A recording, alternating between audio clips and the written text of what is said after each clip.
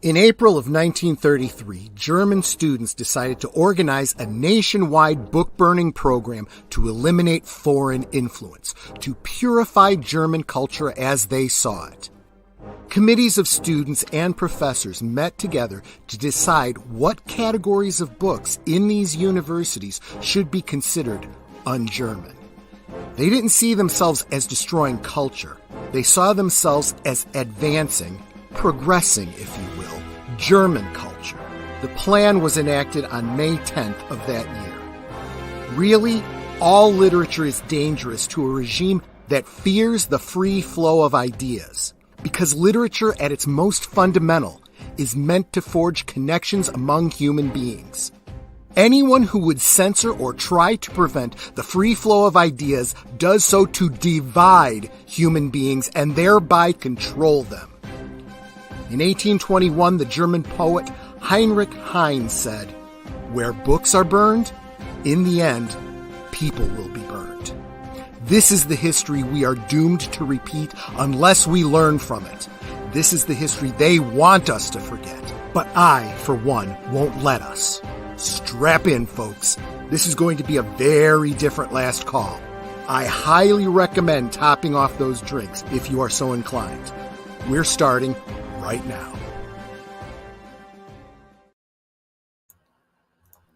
Yep, I'm coming out swinging. Let me start by saying hi to the panel, just to get a quick sound check and make sure we can hear y'all. AJ Boomer, how you doing? I'm doing well. What you sipping on? I got myself a Coca-Cola Classic. Got to work in the morning, so. Fair enough. And Steven, Deleted Scenes Otten, how you doing, my friend? What you sipping on? I am having some iced tea. Perfect. And your icon's coming through just fine. We can hear you clearly, but I know that you've been having some problems, so we'll work with it. No worries. I started out with Big Al, who was first. Great comment. Yeah, the Mona Lisa. Yeah, it's like it really is. They've been pulling down statues. They've been throwing soup and paint on works of art. Now they're censoring books. It's modern day book burning is what it is, and we're going to get into that. Deleted Scenes was here before all the rest of us, trying to get his computer working. I understand. David Pensack, as the Kraken pounces, Clown World shakes, and Papa Pacelli will have plenty to say. Here's to you, Troy Pacelli. Thank you. Salute. Tim Hayes says hi to Big Al because he was here first. Says hi to David because he was here next. Hey, Deleted Scenes. Hey, Papa Pacelli. Yep. Good to see you. Saying hi to Netter. Tim, you are awesome. You are a great cheerleader. So this is the pinned comment here. I will get to this in a little bit, but this is a YouTuber, John Solo. He's not a political channel. He talks about mythology, and especially whatever mythology is brought about again, like when the Percy Jackson films started happening. He started talking about the mythology, going back to the original mythology, where it all comes from. You know, his shtick is the what's it called? The Twisted Origins or something like that. I forget what the series is called, but he's got a trademark on that. He decided to talk about house trolls, literally the mythology of house trolls, because that's a thing that is in, certain works of fiction that are popular right now, and his sponsor canceled on him because of it. We'll talk about that later in the stream. Wow. That's what got me jazzed about talking about this topic. Matt Anui, always good to see you, my friend. Thank you so much for being here. And of course, I love you too, Netter. You are awesome. And let's see. Hail to the chat. Been having some tech. Yeah, this is what I talked about before. Let's get ready to rumble. Yes, thank you, 414. And I think that catches me up on the chats, so let us jump into it. And nobody asked me what I was sipping on. What are you sipping on? I'm glad you asked. Fireball. Fireball. That's great. So you take a tennis ball, a bowl, and lighter. Fireball. Fireball. Fireball. Guys, hey, how about we settle this over a friendly game of fireball? Fireball. Ultimate fireball. Yep, you see it right over here too. Because I'm probably going to need a refill, but yeah, I'm front loading a little bit here, but it's going to be it's going to be. But anyway, so let's get right into it. So you heard my opening. You know, I'm coming out all guns blazing, but this was not planned. I scheduled. I was going to do this last week, and then we had the opportunity to get Legion Talk in as a guest, so I didn't want to pass that opportunity up. So I moved this topic to this week, and then come to find out that tomorrow, the Nazi party or whatever, the Illinois Nazis or whoever the hell they are having a day of hate tomorrow. That's something that's trending, apparently. I'm like, well, this is very topical. You know, perfect freaking timing. So you know, if I was a monetized channel, which I'm a long way from, so I don't really care, I wouldn't be able to use the word Nazi, right? What is a Nazi? Okay, everyone's talking punch a Nazi, and da-da-da, and this and that. The words, of course, it's German words, but it translates to National Socialist German Workers' Party. So everyone who's telling you to vote commie, vote socialist, you know, vote labor, they're on the same side as the Nazis. Just saying, okay? Number two, someone says punch a Nazi. Don't do it. Don't do it. Okay?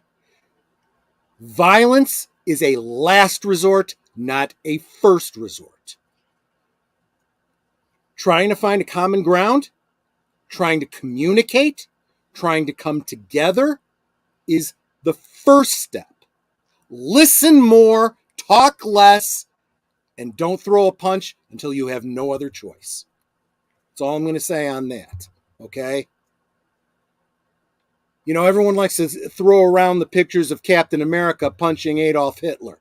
Keep in mind, he was actually in the middle of fighting a war, okay? And he was punching out the head of the warring country we were fighting against, okay? He wasn't punching out some guy on the sidewalk who had different opinions from him, okay? But how did we get to where we are right now? It started... Well, really, it's as old as time, right? Go back to Cain and Abel, right? But the current internet socialist media place that it started, I think for most of us in fandom, started with Gina Carano, right? She puts out a tweet talking about how, you know, what happened in history and how it divided people, and she got canceled for it, right? And then all kinds of shit fell apart, right? But like my thumbnail said, she tried to tell us. We didn't listen. Well, I mean, let's face it. If you're here, we listened. But the vast majority of people did not listen. And that's where we find ourselves in this situation today. And she herself got canceled. Yeah, that's exactly right. So she was taken off of the social media platforms. She did end up going over to Benny Shapiro's channel, you know, which as a certain cantina owner referred to it as that's the equivalent of being in the Christian ghetto of, you know, production, because, you know, who pays attention to, you know, the Left Behind series and, you know, stuff like that. It's a niche market. But you know what? I don't see that as a problem. Well, to be fair, though, some people put their conscience and their souls above notoriety, fame, and fortune, and I think that's something to be lauded. Go ahead, Boomer. My understanding, though, is the movies on the Daily Wire, like the Western they made with Gina Carano and other movies, is that they're not necessarily trying to go for a political agenda. They're just trying to make good movies. I don't think it was about them trying to necessarily push conservative politics in their media, just trying to make normal movies. True. Yeah, that's the thing. Yeah. From what I understand, the movie that she did wasn't very messagey. It was just a really good, Right. action drama, and but the channel, that's hearing it is viewed as very right wing, so it's only going to probably pull in a right wing subscriber base, and that limits you. It's limiting, it's probably more limiting than just being your own independent, putting out something on YouTube at this point, to be honest with you. But again, I see that as you look at Jeremy Boring, who owns, or he's the managing interest in the Daily Wire. He got canceled by one of his sponsors because of radicals on the socialist media saying these guys are right wing istophobes and blah blah blah blah blah. So Harry's Razors pulls out and says, "Well, we're not going to sponsor you." He goes, "Okay, fine. I'll start my own razor company." And he fucking did. Jeremy's Razors. I use them myself. Are they any better than any other razors? Probably not. But he had a great commercial. You can go out there. This is not a sponsored spot, by the way. Just talking about something I enjoy that you might too. He did a commercial basically talking about being canceled. And he said, these people hate you. And they're happy to take your money, but they stand opposed to everything you believe in, and they deride you. And why would you give your money to people who hate you? Look at me. And what's the thing he says? Well, I can't specifically say I love you, but I don't mean you any specific harm. And it's like, there you go, honesty. And he'll take anybody's money. And he's not specifically out there trying to deride anyone. Real quick, I want to say hi to some people that I see that dropped in while I was beginning my rant. We got, I'm not sure how to pronounce that. JPRPH1. JPRPH1.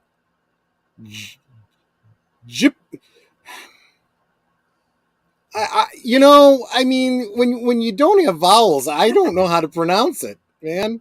But that's okay. If that's how you identify without vowels, that's fine. No, seriously, just playing around with you. Thanks so much for being here. And of course, Sci-Fi Nation, who is absolutely awesome. Make sure that you subscribe to everybody that you see in here, because if they don't have a channel and they aren't currently putting out content, hey, at least stay connected, because that's one of the things I'm going to talk about is being connected. Max World Entertainment, that is a channel definitely to be subscribed to. Netter and I are members of that channel. We put our money where our mouth is. When we say support, we support. Yes, for alcohol, the cause of and solution to all of life's problems. Yep. And I think we are now caught up. I love the Catman with the Catman, aka DD Myers. Oh, Catman, how you doing, my friend? Good to see you. Sorry, JPRPH1. You said it correct. Okay, so I have to spell it out. Okay. Usually, I feel like if I'm spelling, I'm trying to hide something from the kids or something. But no, we don't have kids. Oh, I see, because StreamYard is slow to bring the comments in. That's why I didn't see Catman right away. Thanks, Dee Dee. Awesome to see you here. So yeah. So let me get back to it. Socialists, Nazis, one and the same. Absolutely. And like my opening said, this idea of book burnings, keep in mind, it didn't start with the Nazi Party coming in and saying, all of these books need to be purged from our country. It started out with the indoctrination of the kids, And it was at the universities where the students initiated it. And they went to the professors and they said, these books are against the party line. We need to get rid of them. And they staged these big rallies for burning these books. Now, George Santayana is quoted as saying, those who do not learn history are doomed to repeat it. And everyone who survived the horrors of World War II, of the German occupations that came to this country, and not just Germany. I mean, we've had people come from Cuba and from more recently Canada. I mean, these dictatorial socialist countries. And yes, I understand that Canada is not socialist by definition, but in effect, that's what they are. And I'm afraid we're starting to go that way too. And, you know, if we haven't learned our history, that's exactly where we're going to go. We're going to relive that history, right? This idea of rewriting books as they get reprinted. Don't play this game, and if you do, we'll come after you. No, seriously. This I agree. All the modern version of book burning. Any censorship, it only exists to divide us and control us. Look, if you believe in free speech, if you believe in the freedom of expression, you believe in the free speech of all kinds, of all expression. You don't have to like it, you don't have to partake in it, and you don't have to listen to it. But by God, you better not silence it. Let it be heard. If it's deplorable, it will be recognized as such, and it will be ignored. I don't know why, for example, and this is not something that I want to get off on a tangent about, but why do so many people talk about flat earthers? Flat earthers are a tiny little group of morons, you know, that get way too much attention. They really do. And people love to do videos debunking, you know, the flat earth theory. There are much better things to be out there debunking, you know? I mean, 99.99998% of the world knows the world is round. Okay. There are people that live in countries that don't even have airplanes that know that the world is not round. Because when they see that the world is round, wildebeest go over the horizon, they don't think that it fell off the end of the world. Yeah. You know? Just saying. So I'll take some of that Fireball tequila you got back there, please. Yes. I if you got here a little bit later, you missed my little intro about Fireball that I was drinking. Oh, this stuff is warm. Oh, it's warm. That's some good stuff. No, this is the real cinnamon whiskey. This is not that stuff that comes in the little bottle that calls itself whiskey and isn't. Tell them about your pretty new sign. Yep. And tonight I'm debuting my Valentine's Day gift that Netter gave me on air, along with this metal sign about for Friday Night Last Call. I feel so special, but anyway, let me get back to. Yes, that's right. It's a malt liquor, which in and of itself isn't a problem, but it's mislabeled because they're calling it whiskey. You know, it's actually a lager, and they're lying. They're lying. I want to know what I'm sipping on when I'm sipping on something, right? Yes, I know. That's how I know about it, because I follow Robert Barnes and Viva Fry, and yeah, they were talking about it. I'm like, you're kidding me, because I remember seeing these little bottles, you know, in the store. And then I dig into it. You know why they did this? Because they couldn't sell whiskey in those little bottles in grocery stores. There's certain states have rules about that, but they could sell a malt liquor. So they decided to capitalize on the Fireball brand of whiskey, but they made it into a malt liquor, which in and of itself is not a problem. I don't see a problem with that any more than, ales and beers and light beers, right? You can have all your different flavors. I won't drink the light beers, but, by all means put them out there. But don't put out a light beer and call it a whiskey. That's all I'm saying. But anyway, That's like don't pee on me and say it's raining or something. Finish off the bottle. We finish off this one first. Shoot, I didn't realize. Was this in the fridge?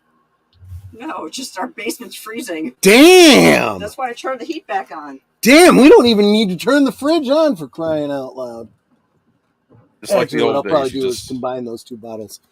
just keep the whiskey in the fruit cellar, right? And another little piece of wisdom. This is a little kernel. Maybe I should just clip this out for later. But, never. Whatever you choose to sip on, that's your thing. Drink from glass. Anything comes in plastic, no bueno. Especially if it's alcohol. Alcohol leaches out that plastic. You get these bad tastes, leads to cancer. Don't do it. Glass. And if it costs you an extra $1 a bottle or something, it's worth it. If you're not willing to spend that extra $1 or $2, maybe you shouldn't be drinking at all. Just saying. But is Troy trying to hide his stash? No. Troy just forgets what's in his stash. It requires my bartender over here to remind me. I swear I can have 2 and 3 bottles of gin open, not realizing that I still have one going. And I'm like, oh, I didn't see it. And I open up a new bottle. And she's like, you got 3 bottles of gin open, And I only ever drink Bombay Sapphire. So, that's just Bombay Sapphire. Yeah. Sounds exotic. Actually, D. Pensick, we only have 2 areas for a stash. Yeah. His bar cart that's upstairs. That's the Canarble Wagon. The Canarble Wagon. And then our actual bar. So it's like I always have to try and look and see if he's got extras of something, because he's like, oh, I need more of what. I'm like, no, you got 2 bottles. They're here. He's like, oh, okay. Oh, I super appreciate that. Yeah, check out my community tab. I was on with Sci-Fi Nation last week, and it was a great little chat. And he got me a couple more subscriptions. And, as PJ over at Orville Nation says, we grow together. And, I was on his channel. I was on with Brandon the Anime Guy, and I'm now coming I'm within 4 of 600. So I'm within 5 of 200. So by all means, guys, share out this stream. See if we can't get me 4 more subs this tonight. But I feel like we're doing the work of freedom here. So let's jump into it. Let's jump into this. Oh, and one other thing. One of the things they do to divide us is, and we all know this. I know I'm preaching to the choir here. They change the meanings of words, and they label things that sound good, but they are actually the exact opposite. Okay, so Black Lives Matter, but what they stand for is really very much the opposite.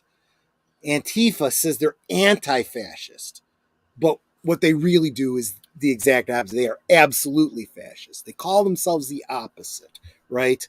So without Googling it, people on the panel, the Nazis created a propaganda department. What did they call it? Do you know off the top of your head? No. Ministry of Truth? Close. The Ministry of Propaganda and Enlightenment. Yep. The same guys that were saying, yeah, let's burn all these books. Let's kill anybody that speaks against the Fuhrer, was the Ministry of Propaganda and Enlightenment. So remember, the people that say they're on the right side of history, that says, these things are offensive, so they need to be changed and subverted and destroyed and rewritten. These are the ones that call themselves progressives and are anything but. Why is the Hogwarts Legacy boycott, why the Hogwarts Legacy boycott failed so spectacularly? I'm going to drop this one for you. This is a YouTuber by the name of Sydney Watson. She's an expat from Australia. She is now here in the States.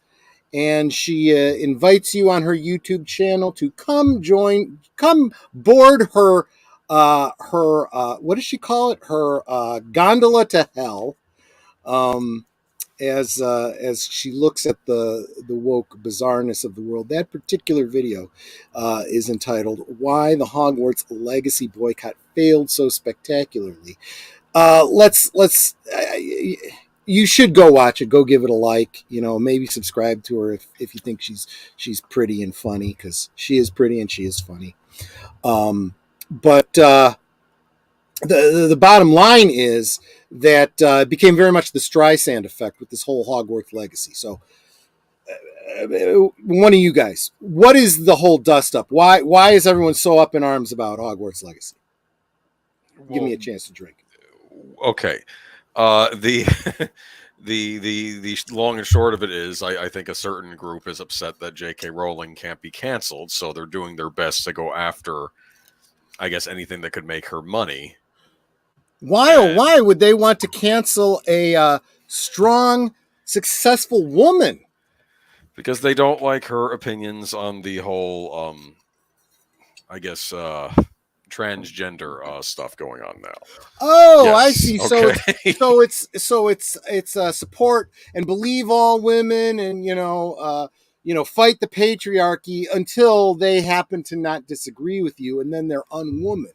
Is that it? Well, keep in mind, I still consider J.K. Rowling someone who is from the left. She absolutely is. Yes, she is a classical liberal, and this is the kind of thing I'm talking about, right? Where if you listen to the side that you might not truly agree with, the person from the other side, but really listen, sometimes you'll find there's a common ground. And more, Dave Rubin, for one, he is a classical liberal, okay?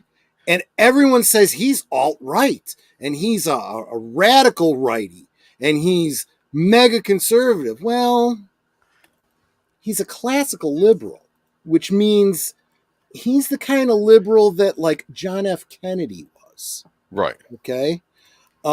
He is not the kind of lefty that Barack Obama was. Okay?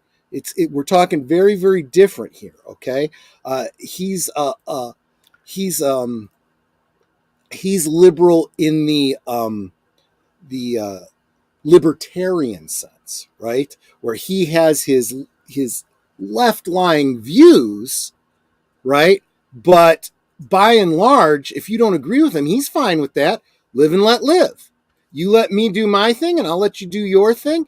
And what's the old saying? I may disagree with you, but I will fight to the death to preserve your right to say it. Yeah. And you meet in the middle, and that suddenly that kind of reason and logic starts to sound really righty. And he's come out and talked about this too. I mean, the man's gay. He's married to a man, right? Yes. That's pretty lefty. Yeah, but sure. But it's if you don't agree with him, being a Peter Puffer, he doesn't give a shit, right? He's like, that's fine. What I do in the privacy of my own bedroom, none of your business, And I don't know, but that's what we're getting at. So I'm sorry, I interrupted you. Go on. JK. She's being canceled because she happens to be, in disagreement with the current thing.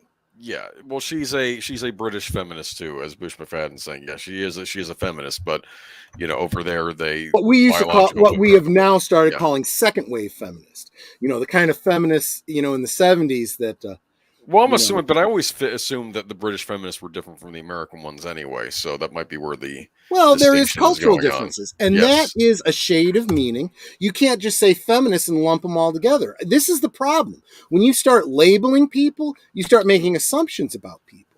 You do have to be a little bit more, for all this intersectionalism, right? Where, you haven't walked a mile in my shoes and blah, blah, blah, blah, blah, and this and that. That's fine.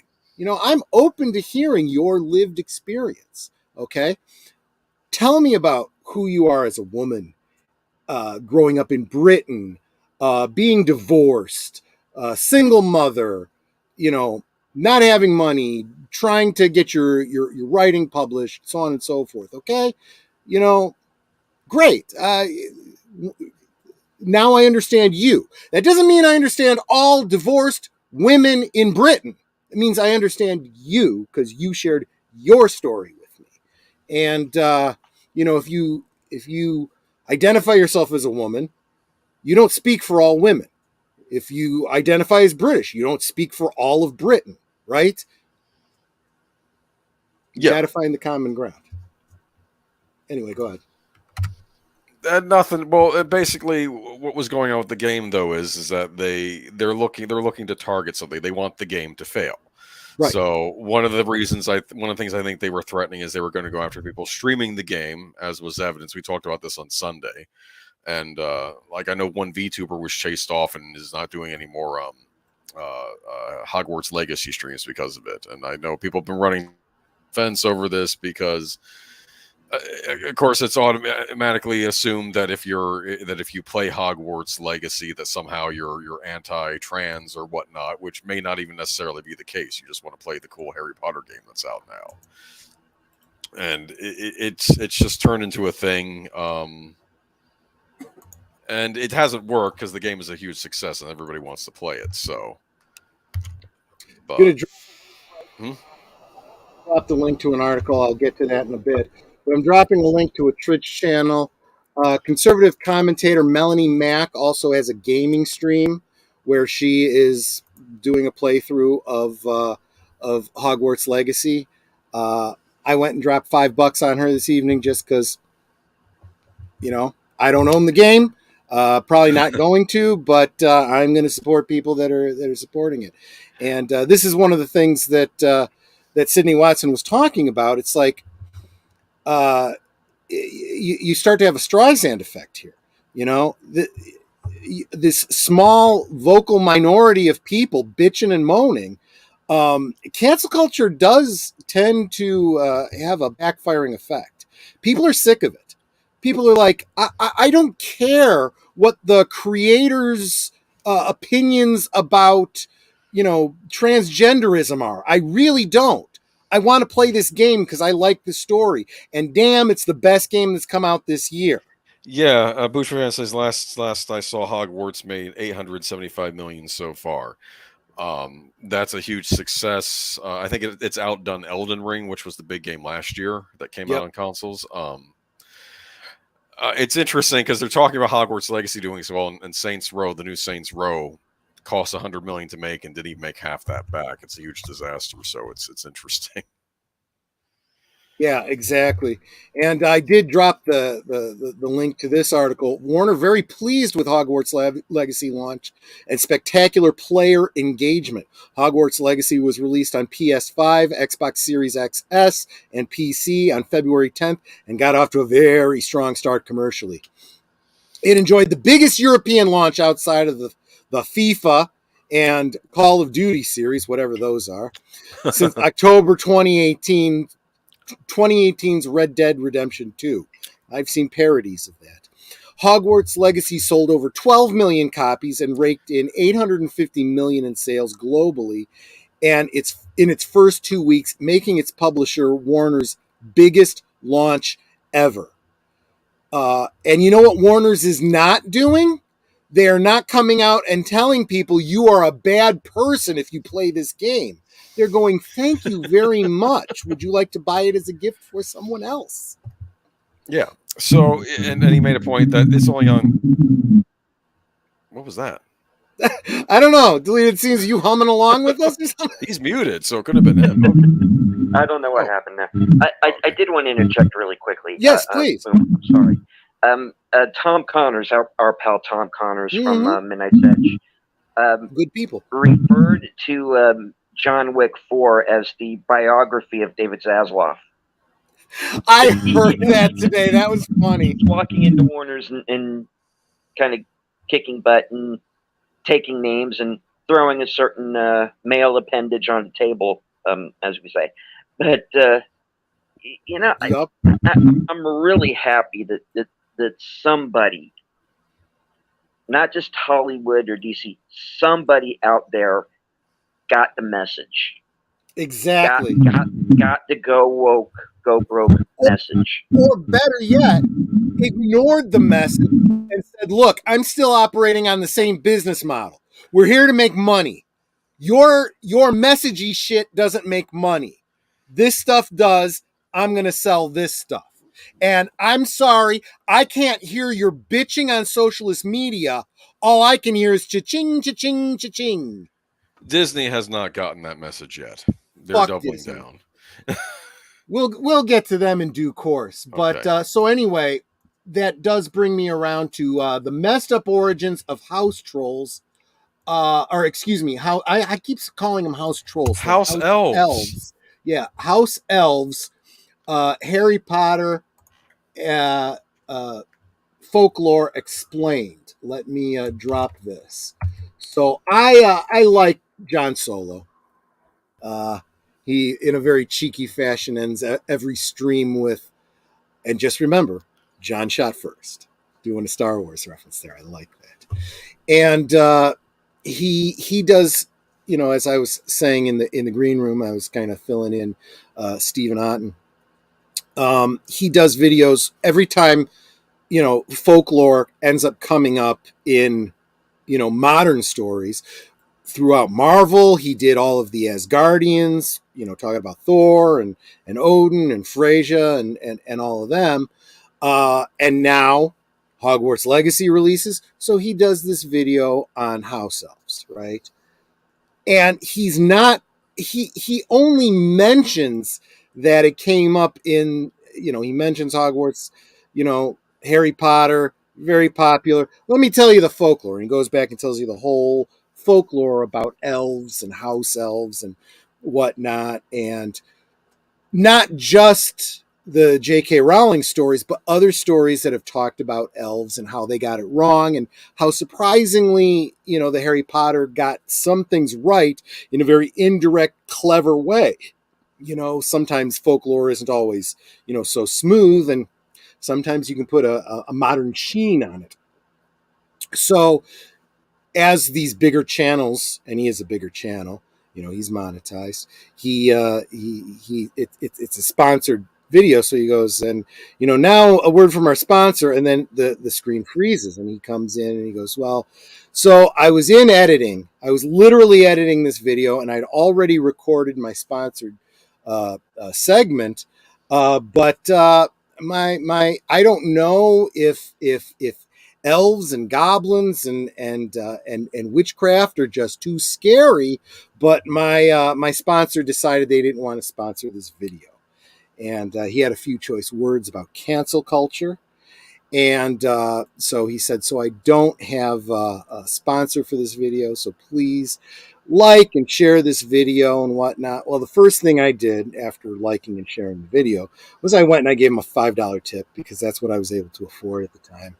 And I decided, fuck it, I'm going to, and I'm sure Stephen will be back in a minute. We'll bring him back. He has been having internet problems.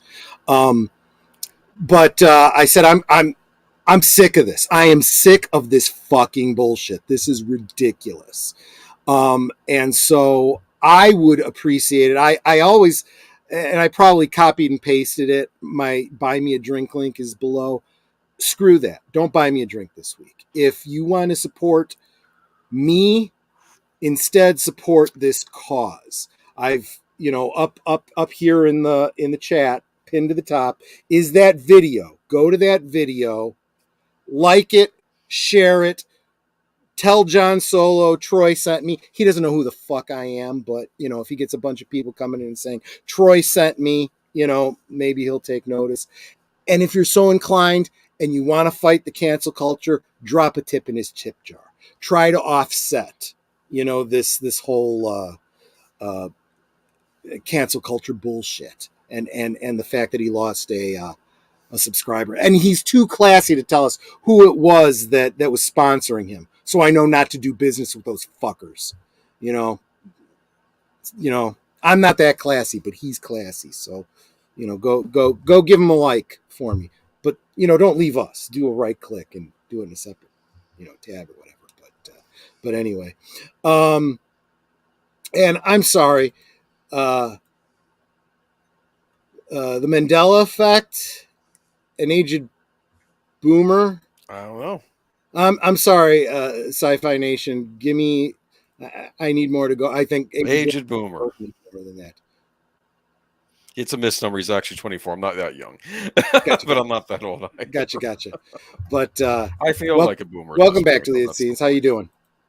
Yeah, that was entirely my fault that time. I pressed the arrow instead of the X, and I yeeted myself from the screen. I've done that. I've done it. I did it over on Pop's channel once. I've done it many times. It's and as you're doing a stream, you open up other tabs to look something up or whatever. You go to close it, you close StreamYard.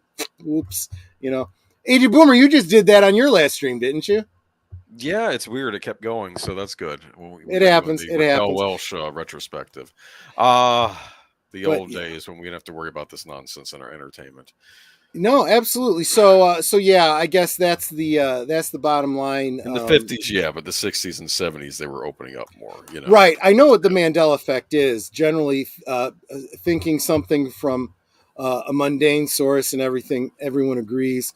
Like Draw's girlfriend in Moonraker having braces when she didn't. Yeah. I can think of a lot of examples. They call it the Mandela effect.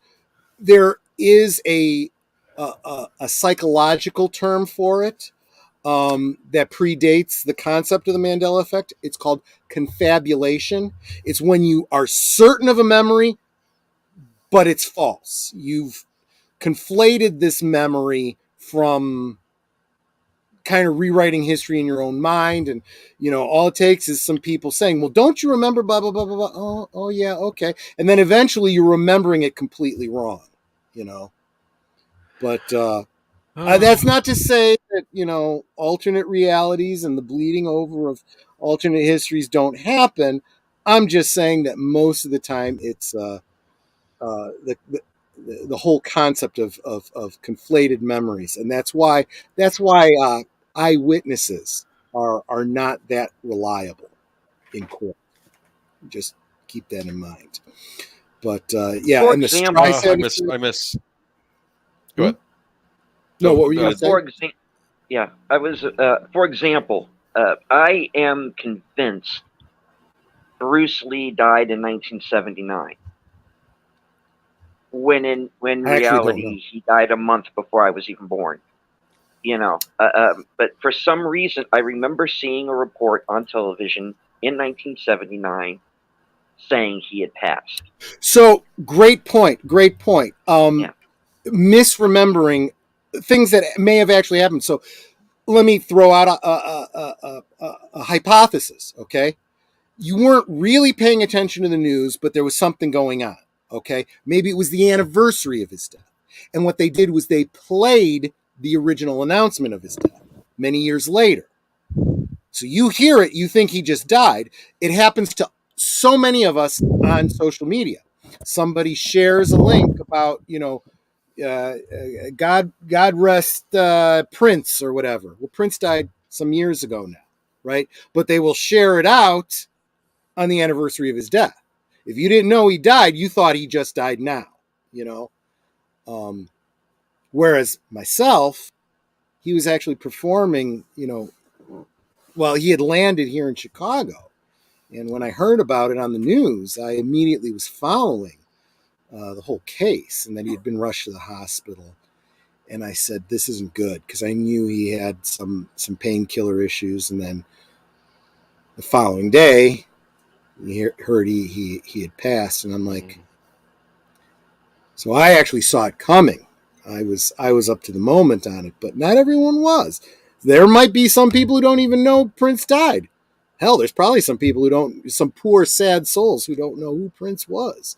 But anyway, so yeah, completely got off track there. But Bush is saying, yeah, the Streisand effect, the idea that you try to cover something up and all you do is bring attention to it. We'll get into that a little bit more when we get to Eliza Blue, but that's kind of what's happened with this Harry Potter game. They're trying to censor it, and you've got people. Well, they're just trying to get it so it fails, and if no one feels comfortable playing it, nobody buys it. Right, and everyone's going, "Fuck you! I'm buying this game." You know, look. The ratio of people that buy and play a game to those who buy and play a game and stream it, and have YouTube channels and Twitch channels, most of the people buying it, you don't even know about. You have no idea because they buy it and they're playing it in private, you know? And those people don't give a fuck what you think, you know, because you don't even know. And then there's the people streaming out there. I heard that some gal out there who's a big streamer with an anime character and whatnot, they're trying to cancel her because she tried streaming it. Do you know anything about this, Boomer? I don't have the article with me. I don't know but you know more than I do. Yeah, sure. I know what happened. I know that basically I think she apologized and stopped streaming the game. And she's not allowed by, I guess, her company to stream the game again. Other VTubers are doing the game, but she cannot now do Hogwarts Legacy. Maybe the company is afraid that she's going to get piled on. I don't know if they're worried about her protection or their own protection. I don't know what's going on. Because this is in Japan. Because obviously Harry Potter is a big deal in Japan. They're not involved in all of these political things we have over here, you know, as far as the... That's the other thing I would say. Don't ever apologize because they don't care. They don't care, and you will never get back in their good graces. I have a theory as to why people apologize to the mob when they're getting dogpiled. I think when you're getting dogpiled, your psychological state is just to make it stop, and then you start doing things that do not sound rational in retrospective. That's like trying to put out a fire with gasoline instead Basically, of water. yeah, but you know, you're in a rush, or maybe you're not thinking you might start a grease fire by pouring water on it. Do you understand? You're in a panic. Yep. That's where I think the apologizing comes from, because we all know you're not supposed to apologize to the mob. It's best just to walk away. That's my advice to anyone. Just walk away. Yep. You can try fighting them, but they may make it worse. Especially if you're part of a company, you have a manager and stuff like that. That's really their job to deal with anyway. I'll be blunt. We're living in the year 2023. Companies need to start taking start paying greater attention to what their employees. I'll put it this way: like celebrities on social media, companies need to be intervening and stuff when stuff is going online. I think, don't you? Now, Geek Flag says, "When you bend the knee, they will bend you over." I'll do you one better, Nate. If you take a knee, they're putting you down on the stump to cut your head off. That's what it is. Better to die on your feet than serve on your knees. My understanding is I think if you apologize, you're admitting guilt. And the trouble is this group doesn't understand the concept of forgiveness. It's all about the punishment. There's a quote. I'm sure it goes back to before John Wayne, but I remember it from John Wayne. Never apologize. It's a sign of weakness. You know, as a Christian, I was like, well, I'm not so sure I agree with that. And then I thought more about it. If you apologize, it means nothing unless you mean it. Yes. And what is an apology but saying, I regret what I did. I see the error of my ways, and if I had it to do over again, I wouldn't do that thing. Can you say that? Can you say that about an opinion you expressed or something like that? Have you changed your mind about that opinion? If the answer is no, then you are lying if you apologize. You're saying, I'm sorry I got caught. You know, it's like the guy that cheats on his wife. I'm sorry I cheated on you. No, you're not. No, you're not. You're sorry you got caught. See? Don't apologize if you're not sorry. And that's why I never apologize unless, if I do apologize, pay very close attention because I really mean it. I am really saying I did something or I said something that was wrong. And I do that. If I, for example, a news article and turns out to be, fake news or something, I will own up to it. I won't delete the tweet, but I will comment the tweet and say, I fucked up here. This is bullshit. Shouldn't have shared this, but I did. Please, acknowledge whatever, but those are few and far between because I mean what I say. Actually, we were talking about this, Boosh. Actual Fireball whiskey is whiskey. The stuff that comes in those little bottles that calls itself cinnamon flavored whiskey is not whiskey. It's a malt liquor. So this stuff that I'm drinking actually is a whiskey.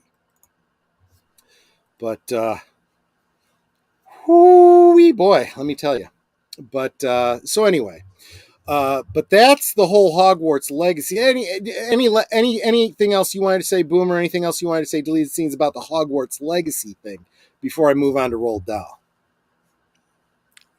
I think I pretty much covered it. It's just the game is going to continue to be a success.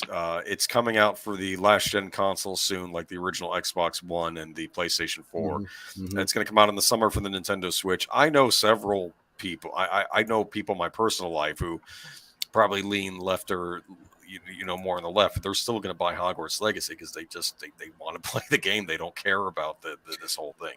Want to thank Sci-Fi Nation, Netters Network, and Steven Deleted Scenes Otten for sharing out this link. You guys are awesome. Look, it doesn't matter how big your subscriber base is. It's like the old shampoo commercial. You tell two friends, they'll tell two friends, and so on and so on and so on. But go ahead. I did want to address one more thing about boycotts in general, and I apply this to anybody on the political spectrum, including the right has tried doing boycotts sometimes too and failed.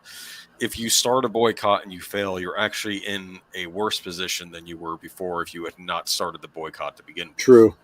True. Boycotts need to be successful, otherwise it's going to be even worse. Well, here's the thing. You can't, just like you can't make something go viral, you can't make a boycott work. Boycotts, in order for them to work, they must be organic. So we're talking about this Streisand effect thing. Turn on a light if you need to, sweetie. What's wrong?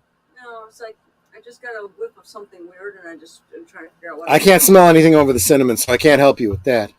But if you, for example, you try to cancel something, Hogwarts Legacy is a great example. There's actually people out there that are trying to cancel Hogwarts Legacy, and there are people going, I don't even own a system where I can play Hogwarts Legacy. I'm fucking tempted to go buy the thing just to say fuck you to you assholes, By the same token, let's go back a couple of years.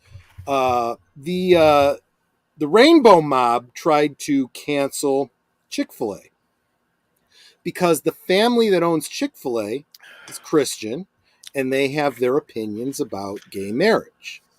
They have their personal opinions about gay marriage because of their religion, which has nothing to do with their business and does not affect the way they do business. They do not deny service to anyone. They do not deny employment to anyone. They behave like actual Christians. Shocker. But because they hold these beliefs, the Rainbow Mob decided they wanted to boycott, Chick-fil-A. Right. So you know what happened? What happened? Do you know? Chick-fil-A went out of business. I'm kidding. Clearly not. They had the best month they ever fucking had. In fact, Netter and I bought our very first Chick-fil-A sandwiches because of that boycott. You'd never had one before? No. No. And the line of cars were going down about 4 miles down the road, and they had to have extra police. They had extra police just for the directing traffic. So Chick-fil-A, I'm sure this is true of most Chick-fil-A's, just like McDonald's or any other franchise. They're on major thoroughfares. For us, it's Gulf Road, in Schaumburg, and that's a big 4-lane road. And one lane was all closed off with people down the block and down the side street, just lined up. And let me tell you something. Talk about rising to the occasion as a business. They had people out. This was pre-pandemic. They were out there, going to the cars, taking orders. They weren't even waiting for you to get to the thing, saying, look, we're looking at a half-hour wait. That's okay. I'll wait. We are all out of this. We are all out of that. What do you got? I'll take whatever you got. No problem. Seriously, that's how it went. I don't think Nanette and I actually got chicken sandwiches that day, specifically because... We did. Oh, we did? We did, yeah. Okay. They are typically... They ran out of French fries, so we didn't get to try the waffle fries until Waffle much fries. later. They are... They're an interesting fast food chain in that they're actually very organized when it comes Yes, to they people are. going through the drive-thrus. You will, even when they are busy, you won't have to wait super long because they come up to your car. They say, can I take your order? You can pay ahead with a credit card if you have one. If not, just wait till you get up there. But this way, they have it all ready for you to go, at least by the time you get up there. And no, they're a good chain. I remember Chick-fil-A from the 80s. They used to be a staple mall chain. Like you'd go into a shopping mall, and there'd be Chick-fil-A. Nate says Chick-fil-A. By the way, if I didn't mention this earlier, please make sure you're subscribed to Geek Flag. Great channel with. I've been dropping links. Good. Thank you very much. But so those of you that have gone to Chick-fil-A, how many of you have been indoctrinated into the Christian faith by them? How many of you have received anti-gay propaganda from them? How many of you have gotten messaging that you're a sinner and you need to repent?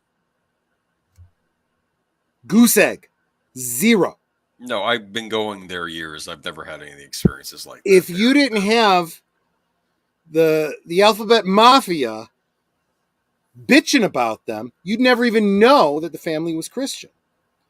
But that you would know they provide good service. They got good food. The only thing they are closed on Sundays, which is their right. They can close. They are closed on Sundays, which would you'd have to stop and think, why would a business like this be closed on Sundays? Oh, well, They're Christians. Well, yes, but not everyone thinks that way, right? The other thing I will say this: we went there once, and we were going to have like a 10-minute wait. I mean, like nothing. Yeah. It was a 10-minute wait because they were busy, and they actually came out to everyone that was waiting. There's maybe about 15 of us that were waiting, and gave us all free drinks just for a 10-minute wait. I remember when fast food places used to always do that. Now they are the only ones that do. Just saying. They are so polite. Just saying. I love going there. And again, I guess I probably should point out, not a sponsored video.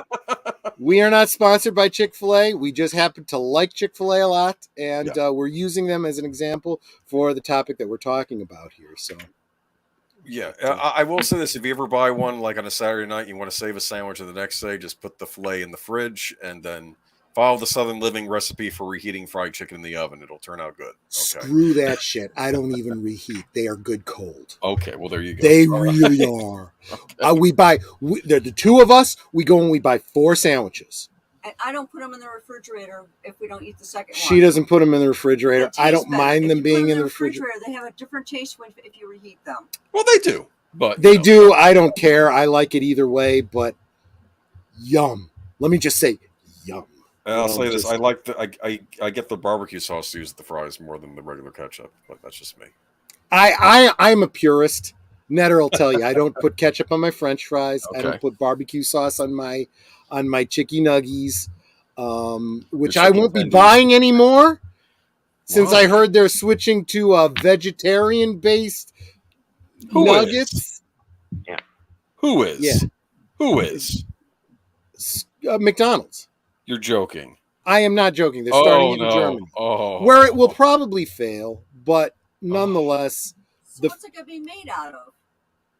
I read somewhere it was like corn, wheat. No. They tried that something at else. KFC, and the running on empty guy reviewed them, and he says you have to get these things right as they're done, otherwise they become hard. They become like rubber, and you can't even chew them. It's like, oh, Yeah. Well, there's a bloke on YouTube, and I'm sorry, I'm too fuzzy to go look it up, but he does like gourmet recreations of fast foods. And so he did one on how to make chicky nuggies, and it looked really, really good. And Netter's like, fuck that shit. That's too much work. And I'm like, it's an option if we ever desperately want to have chicky nuggies. She's like, literally 30 different there was sets. 30 ingredients in his barbecue sauce. I said, fuck, we don't use barbecue sauce on our chicky nuggies anyway, so who gives a shit? You know, we're not going to make that part of it, you know? But actually, he made it look really good. I kind of want to make some of those nuggets that he made. But hi, Evelyn. So glad that you're here. Let me get back to my rant. Before I do, though, Stephen, was there anything you wanted to say on Hogwarts before we go on to Roald Dahl?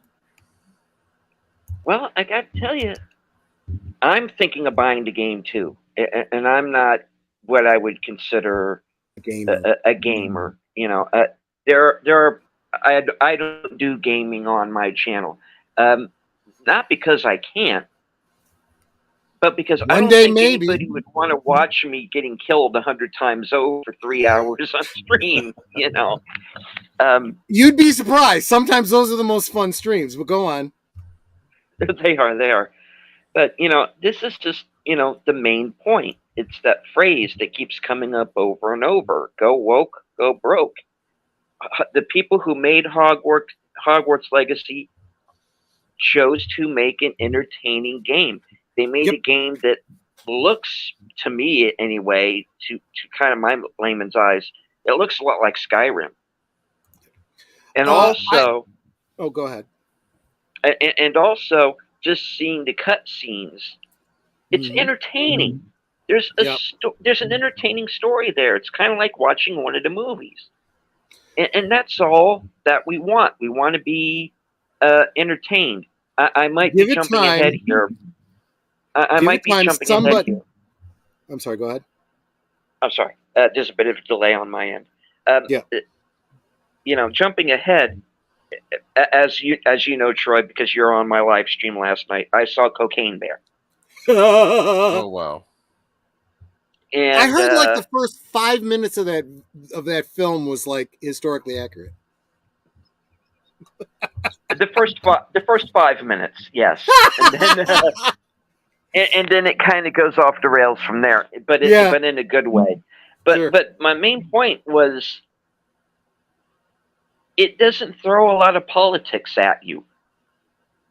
It's a bear who goes crazy on cocaine, and everybody else has to run for their lives. Yeah. You know, the point is that for that 95 minutes of that movie, you are not thinking about the outside world.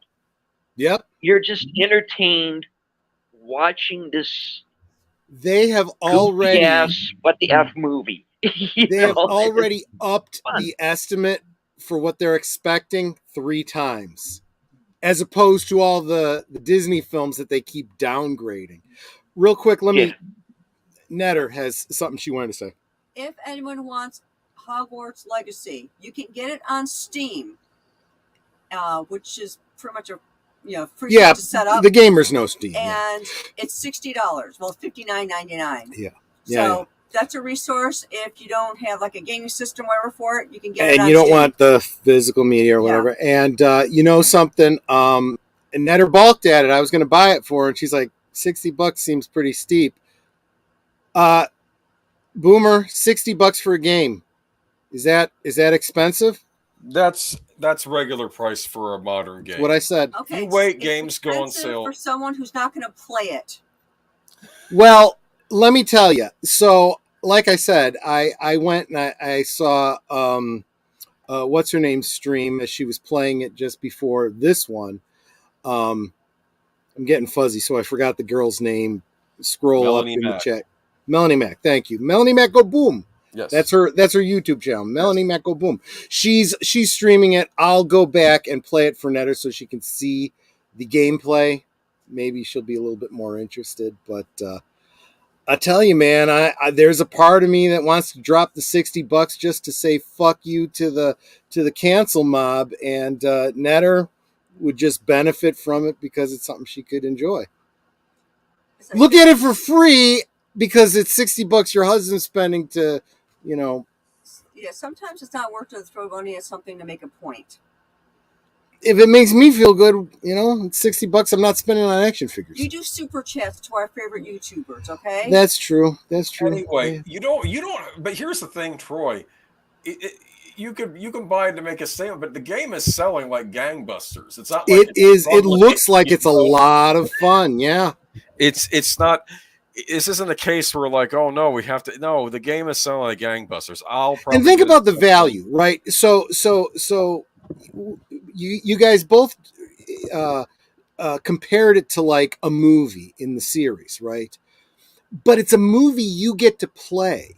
You get to be the character in that movie, and you can read when you replay it. You're not just rewatching a movie. You can make different choices, and it could be a different story. So, $20 for a DVD film, or $60 for an interactive experience with multiple endings, kind of seems fair to me, actually, when you think about it. Just looking at value, right? Value for dollar. But mark my words. 3 years from now, we'll probably be seeing a movie or movie series based on this from Warner Brothers. You watch. I would not be surprised. Well, it's my understanding that they're already looking into that, the possibility of doing a series. I think HBO Max might be doing it.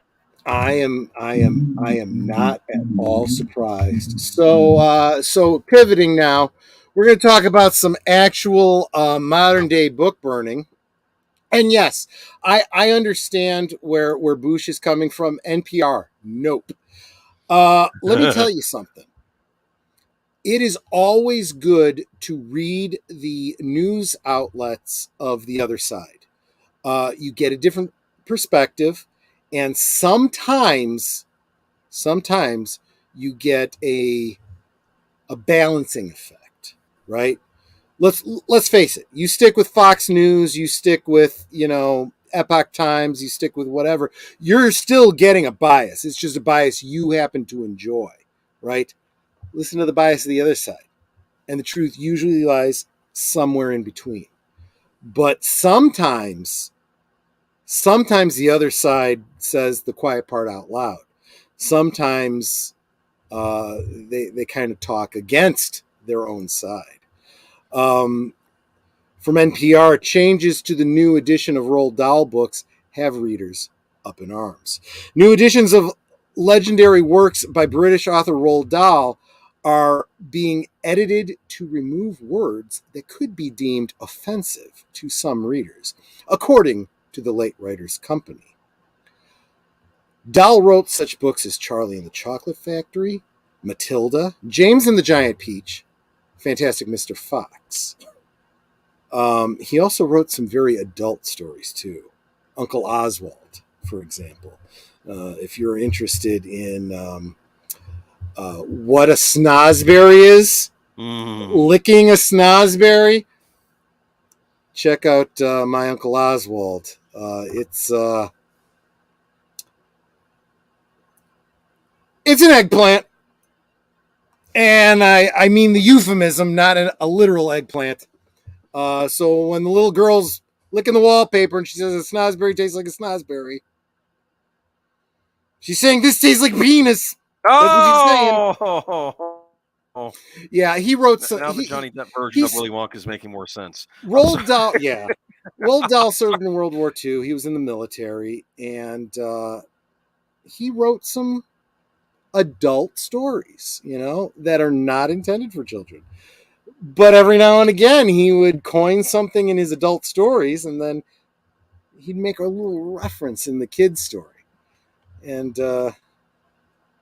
if you were an adult that had read the previous book and then, heard saw the movie or read the book. Snosberry.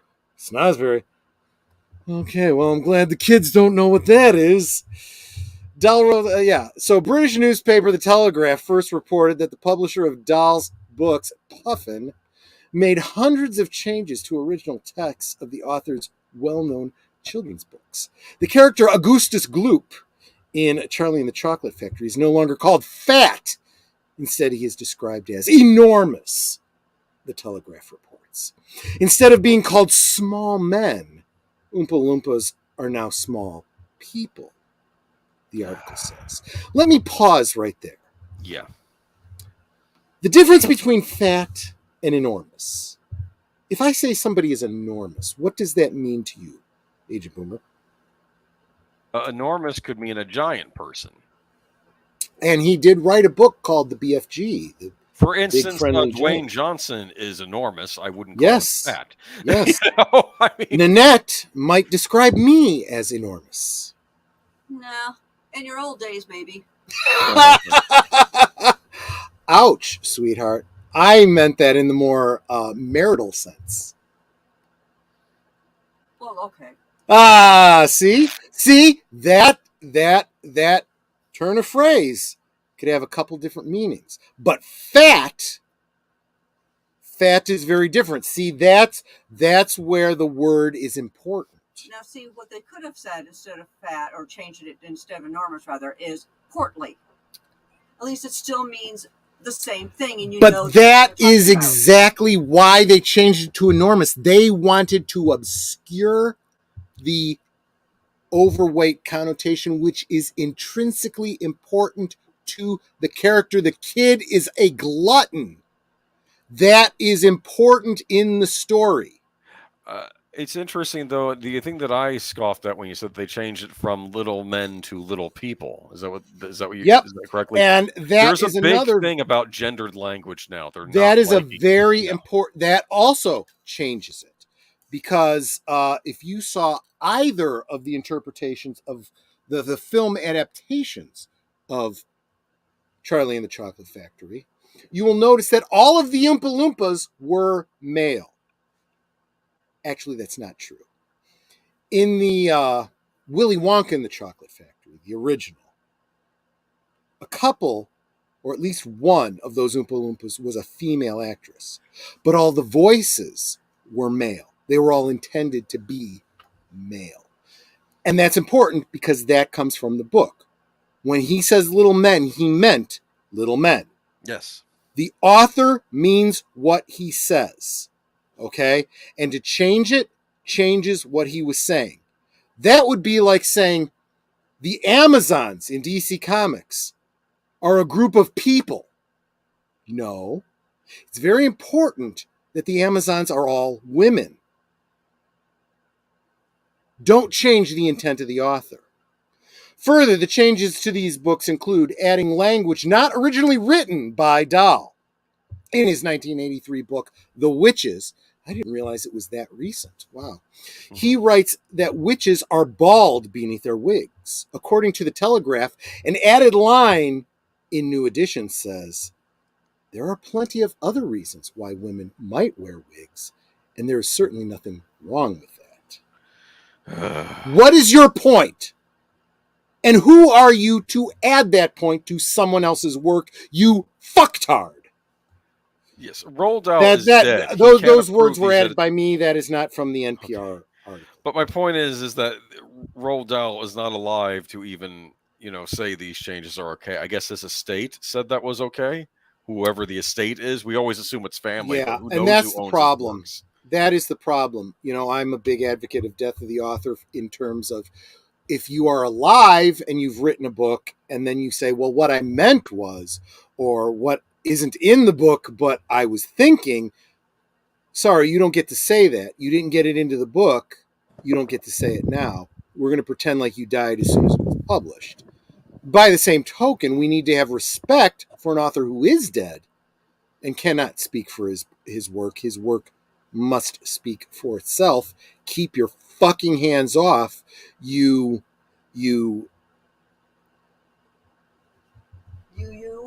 That's what you are. Yeah. Who you calling it you? You're referring back to MASH.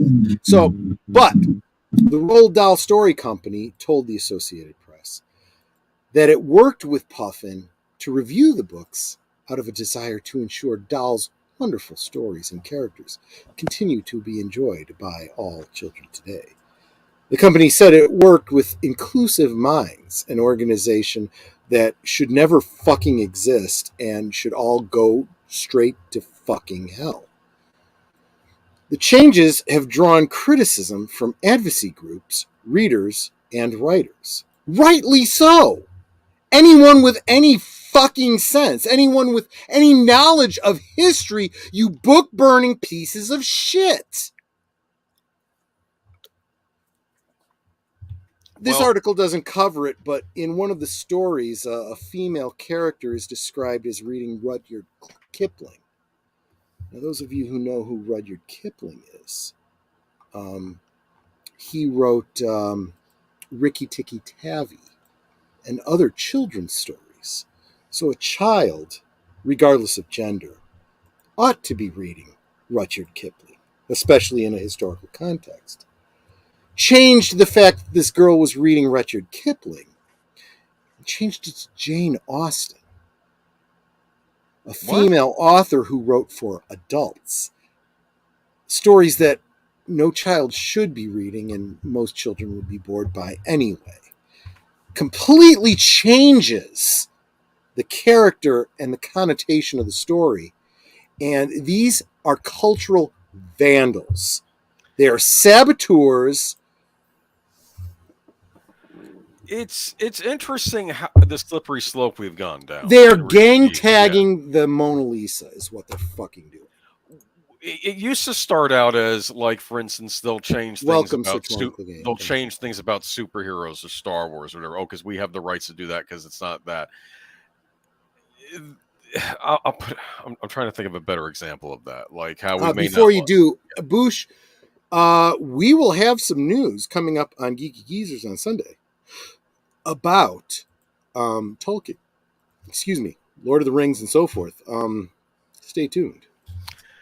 Yeah, but for instance, Disney's treatment of Luke Skywalker, and that's pretty bad. But on the same token, on the same level, Disney, on some level, have the right to do what they wanted because George Lucas sold them the rights to Star Wars, and they could theoretically do that. This is a step further than that because now we have a deceased author who has no control over his work anymore, and a publisher is now changing the actual text of his works. Side rant, a big part of the problem with this is this idea of owning someone else's work. Okay? Yeah. Part of the death of the author should be when the author dies, it should automatically go into the public domain. But we have this fucking rat Disney that has worked to extend out copyrights so they can hold on to other people's properties and do what they want with them. And this is a huge problem with intellectual property rights. Yeah. I mean, my whole feeling on the Roald Dahl situation, if the publisher has such a problem with the language being used in the books, just don't publish them anymore. That's better than going back and censoring the language.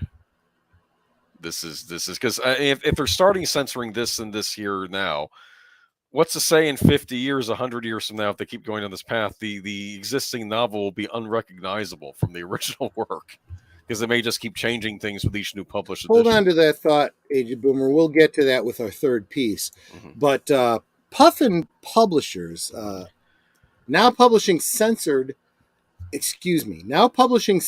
defend woke charges to Roald Dahl's books. Puffin calls at its minimal and insists it has a significant responsibility to protect young readers from offensive content. Let me translate that for you, my listeners.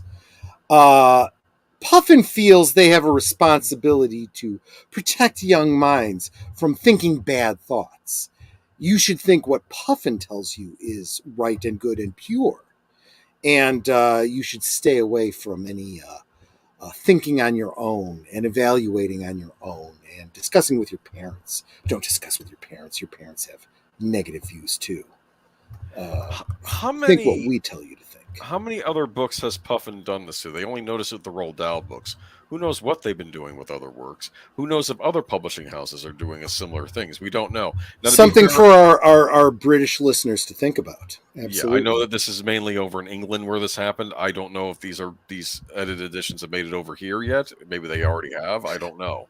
I'm going to skip around in this article. Puffin hired sensitivity readers to rewrite chunks of Dahl's text to ensure the books can continue to be enjoyed by all today.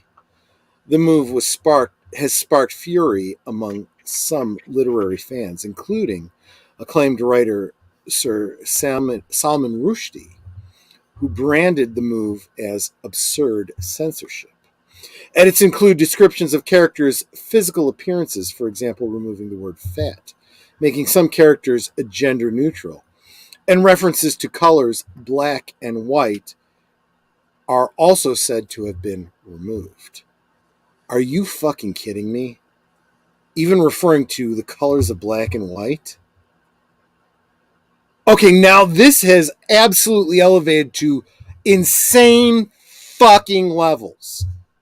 It's not enough to be colorblind. You got to fucking blind yourself in order to not offend people. This is ridiculous.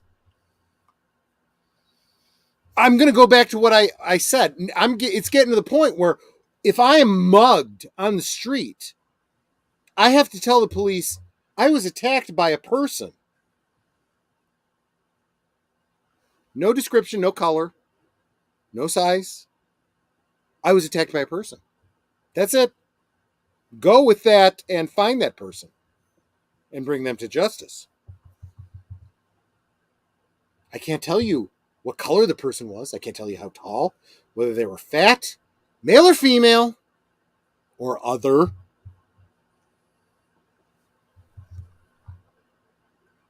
It's fucking ridiculous. Keep in mind that Roald Dahl was a man of his time, especially those adult books that I referred to. He used some very politically incorrect language. He had some very questionable material. I'm going to suggest what adults have suggested to parents for a long time. Pay attention to what your children are consuming and decide for yourself if your children should read those books.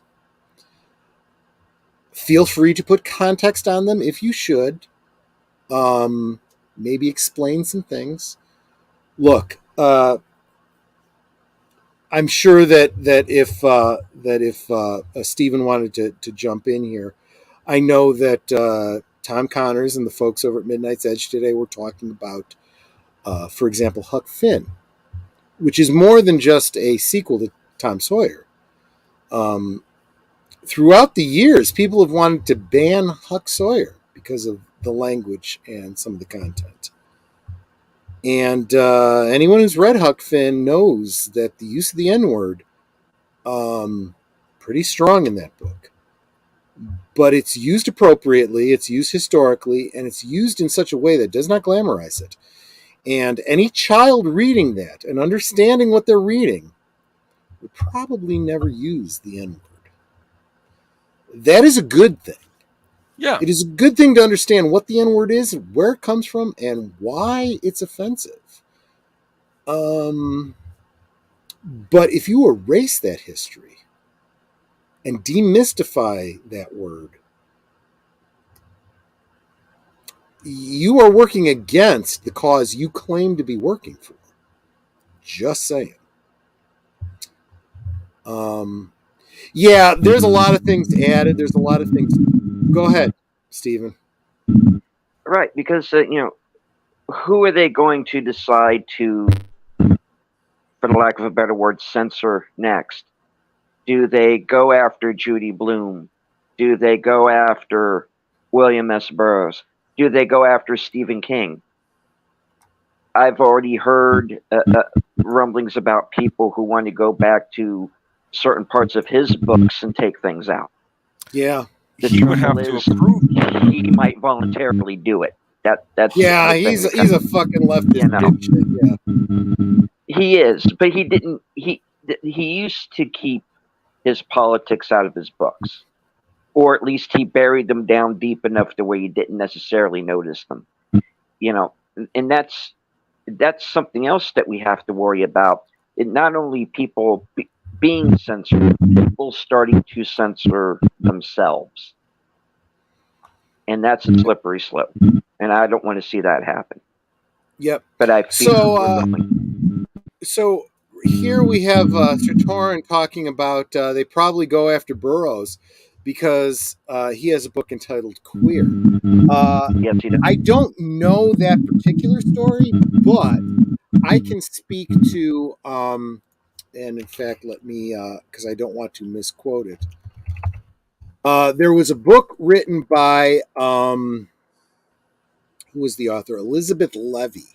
It was written back in 1973. I remember this book because it was available in my Scholastic Reader, and I ordered and bought this book. Something queer is going on, a mystery. And it was a story about two girls. It was a very, like Nancy Drew type of, but illustrated type story. And in 1973, the term queer was just in its transition. So it was being used in its original context. Queer meaning strange, weird, not right. Okay? This was before queer came to mean homosexual, right? But although it was published in 73, it wasn't available in the Scholastic Readers system until, I don't know, I want to say 77, 78. That's when I became aware of it. So I was like, I don't know, 7 or 8 years old at the time. And I wanted this book. I bought it. I read it. I loved it. But I remember even then, some of the kids tittering about queer. And the teacher in my Catholic school, although I had a lay teacher, many of our teachers were nuns, monastic sisters, having to explain queer just means strange. They don't mean what you think it means. And they left it at that. A few years later, when I was in 8th grade, so that would have been like 84, I want to say, I saw the book available again, and they had changed the name of the book to Something Strange is Happening, a Mystery. And I remember as a child, thinking, that's not good. You shouldn't be changing things like that. Because you never know when they're going to decide a word means something else, and you're going to have to change everything all the time. That's what I thought as a kid. Now, maybe this is one of those Mandela effects, because I can't find any reference to the book ever being called Something Strange is Happening. If you look for the book, I can only find references to Something Queer is Happening and no mention of changing it or having any problem with the name of the title. But I am pointing out that I remember there being an issue with it and someone trying to change it at one time. And I will be willing to bet, not money, but maybe a gentleman's bet, that somewhere out there someone can find an edition that is physically imprinted Something Strange is Happening. That was probably printed like for 1 or 2 years. But luckily, this is a circumstance where logic and reason seems to have won out, and they've undone that.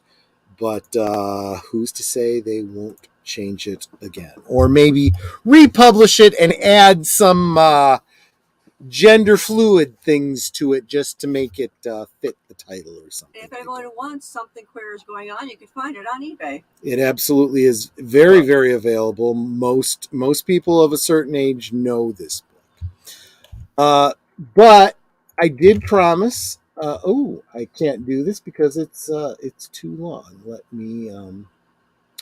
Oh fuck. Yeah, literally the link is too fucking long for me to post. So let me do this. Let me Cut it in go. half. I'm going to publish. I'm just going to drop the title, and you could do a Google search if you want to. Because fucktards don't know how to do links. Publisher says, oh, fuck you. Publisher says they'll print classic Roald Dahl books following backlash over censorship. Publisher Penguin Random House has announced that they will print classic versions of the beloved British novelist Roald Dahl's work after facing fierce backlash from rewrites that apparently were in an effort to make the books more palatable to modern audiences. Dahl, writer of such classics as Matilda and Charlie and the Chocolate Factory, passed away in 1990. Many saw the new alterations as disrespectful to his legacy. I would say disrespectful to history and literature in general, but that's just me. Even if the writer's estate approved them. Yeah, just like the estate of J.R.R. Tolkien said, "Show me the money." A news report on the rewrites from the Telegraph led to a flood of criticism towards Dahl's publishers this past week. And I will add from right and left both. On Friday, Puffin Books, the arm of Penguin Publishing dedicated to children's books, presented an apparent compromise. The Roald Dahl Classic Collections, which will keep Dahl's classic texts in print, according to the announcement. We recognize the importance of keeping Dahl's classic text in print. By making both Puffin and Penguin versions available, we are offering readers the choice to decide how they experience Roald Dahl's magical, marvelous stories, Puffin said in the release. I'm going no further with that. You can read it if you want to. Fuck them. My prediction is that the Penguin editions that are unaltered are going to see a huge spike in sales, and the Puffins are going to collect dust. Because most readers say fuck you to this bullshit, and hello, Adego Outlaw, great author who deserves your patronage and at least a follow on his YouTube channel. Please go do that. Yeah, I laud them for acquiescing and understanding and realizing that if you're going to do a thing, keep the other thing available. Steven Spielberg did this with E.T. He realized, oh, yeah, maybe editing out all the sidearms for the police is probably not such a great idea. I'll put out a DVD that allows you to choose which version you wish to watch. Kind of wish Papa George had done the same thing with Star Wars, but nope, we'll never see them again. I've given up hope. Disney. This is why I say, don't give up hope. Do you not have a copy of the original version? I do, not Okay. not an anamorphic widescreen though, but yeah. Sorry about that. The problem is Disney has the rights to release those in the original theatrical form. They could put them on Blu-ray, HD, digital if they wanted to. They don't want to. Sorry, Tim Hayes. Maybe I didn't specify. E.T. In E.T., he did a special edition where he removed the guns, and there was a big outcry, and he was like, "Oh, yeah, maybe that was a bad idea." So what he did was when he put out the DVD of that version, you have a right to choose which version you watch. Both versions are available on the DVD. So, yeah, exactly. Han shot first. Which reminds me, if you've come late, please check out the link that's pinned at the top. John Solo has received a minor cancellation.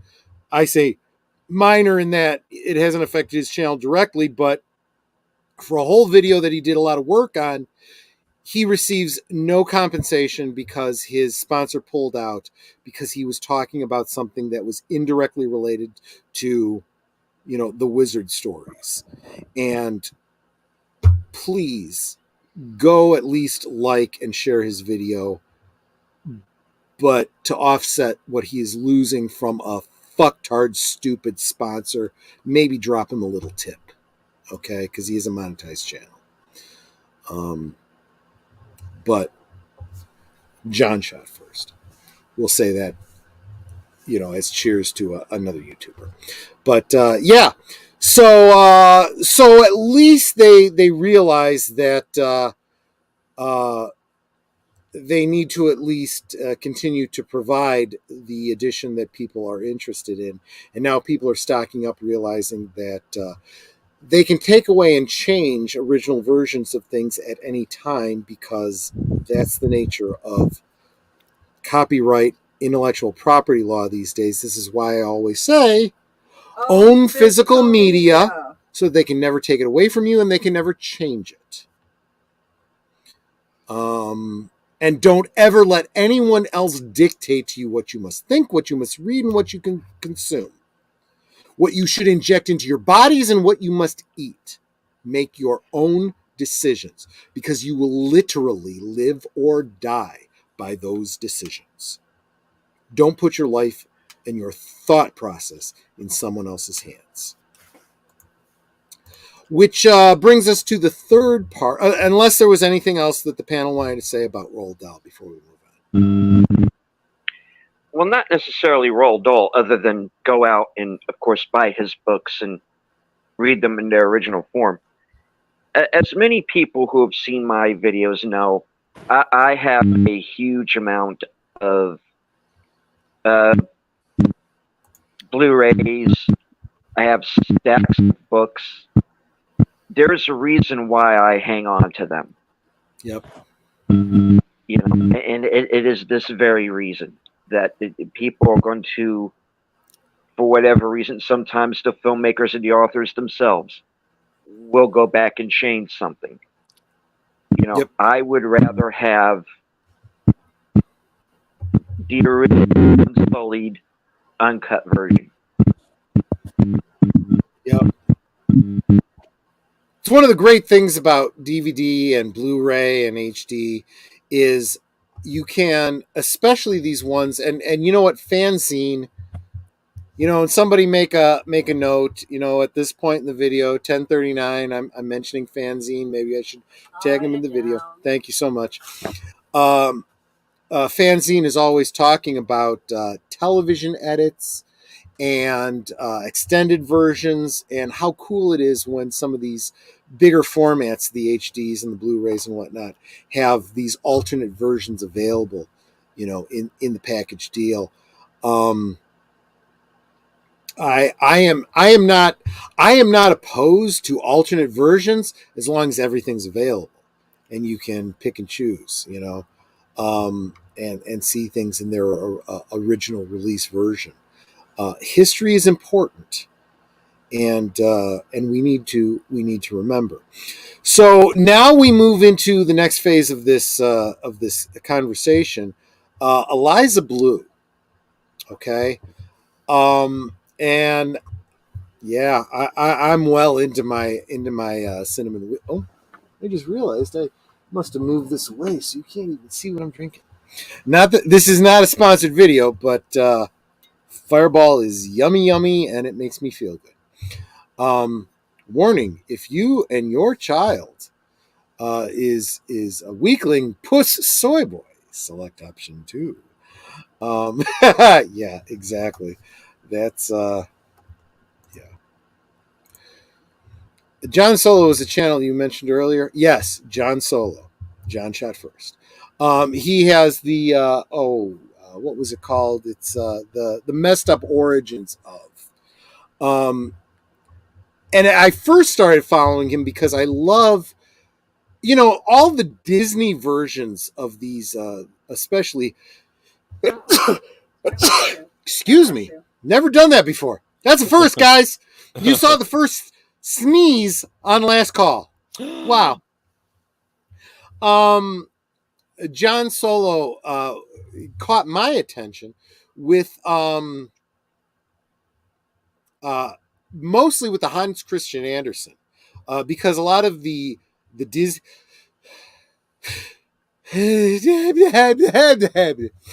a lot of Disney's fairy tales are Hans Christian Andersen.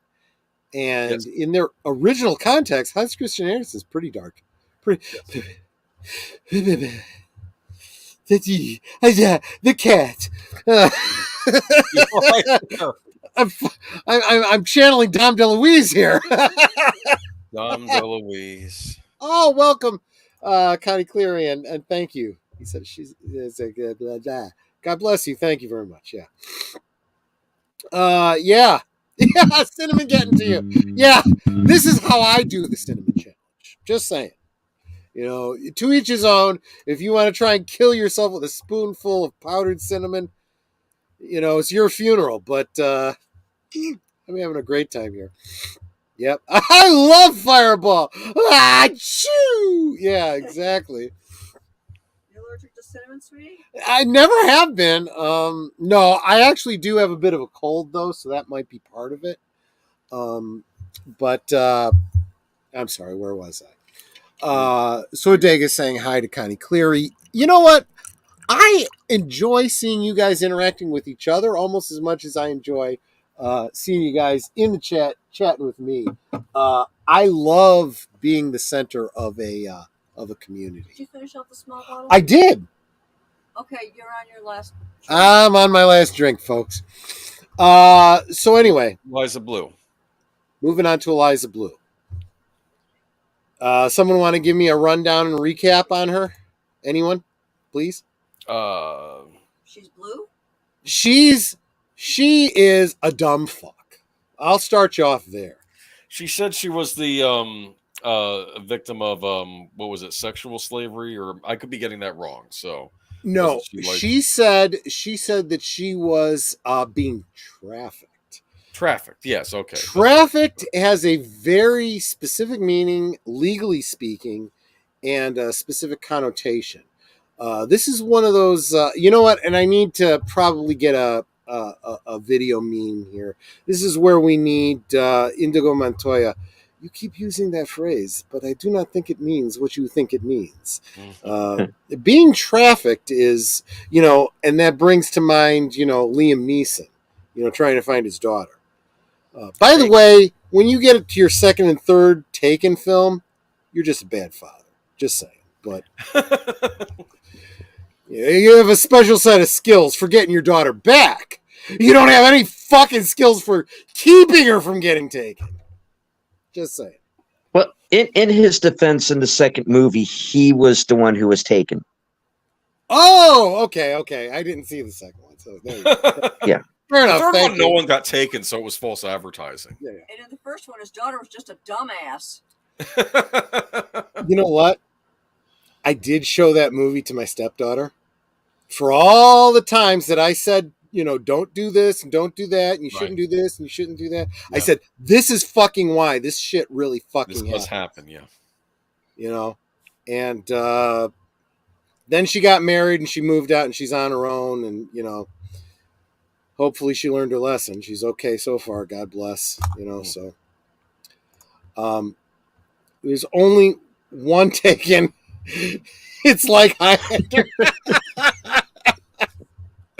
Oh, Michael, we need to talk about Highlander. I would love to have. Okay, so I want to have Michael, and I've mentioned this a couple times on my stream. I want to have Michael back with Melinda, so that he and Melinda and Netter and I can have a double date, right? But I got to get Michael back alone specifically now that you've made this comment, Michael, to talk about Highlander, because I'm a huge Highlander fan.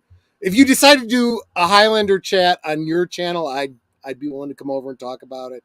I'm one of those ones that I kind of like the third one a little bit, but when we got to the what was it? Was it The Source? I forget which one that combined Duncan and Connor, and Connor forces Duncan to take his head. Spoilers for a 30-year-old franchise. I'll tell you what. Highlander Endgame, I think. Oh, it was Endgame. I could be wrong. You're right. No. You're absolutely right. It was Endgame. Oh, okay. when we got to Endgame, the end of that movie, I was in fucking tears. I was ugly crying. My eyes were swollen when Duncan lays Connor next to Heather. I was just a fucking wreck. I'm actually getting a little verklempt right now. I'm just, holy shit, man. I mean, that was, and that goes back to the first Highlander. That was whoever wrote Endgame must have loved the first Highlander movie. Yeah, probably. When Heather dies and she says, "Don't look at me," and he goes, "Heather, all I can see is the gold." You know, talking about her hair. I just fucking lose it. And then you couple that with Queen's Who Wants to Live Forever. Oh man, Michael, you come in here, you completely derail me. You are awesome, man. I walked out of Endgame right as Duncan cut Connor's neck. Walked right out of the theater. Dude, you missed the best part then. You missed the best part. You missed the payoff for that. There was a narrative reason for it, and it was worthwhile.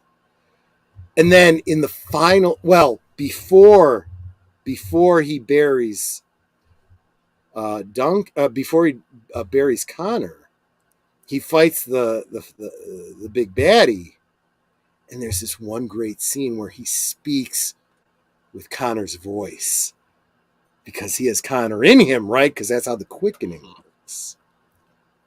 Ooh, that was, it was so brilliant.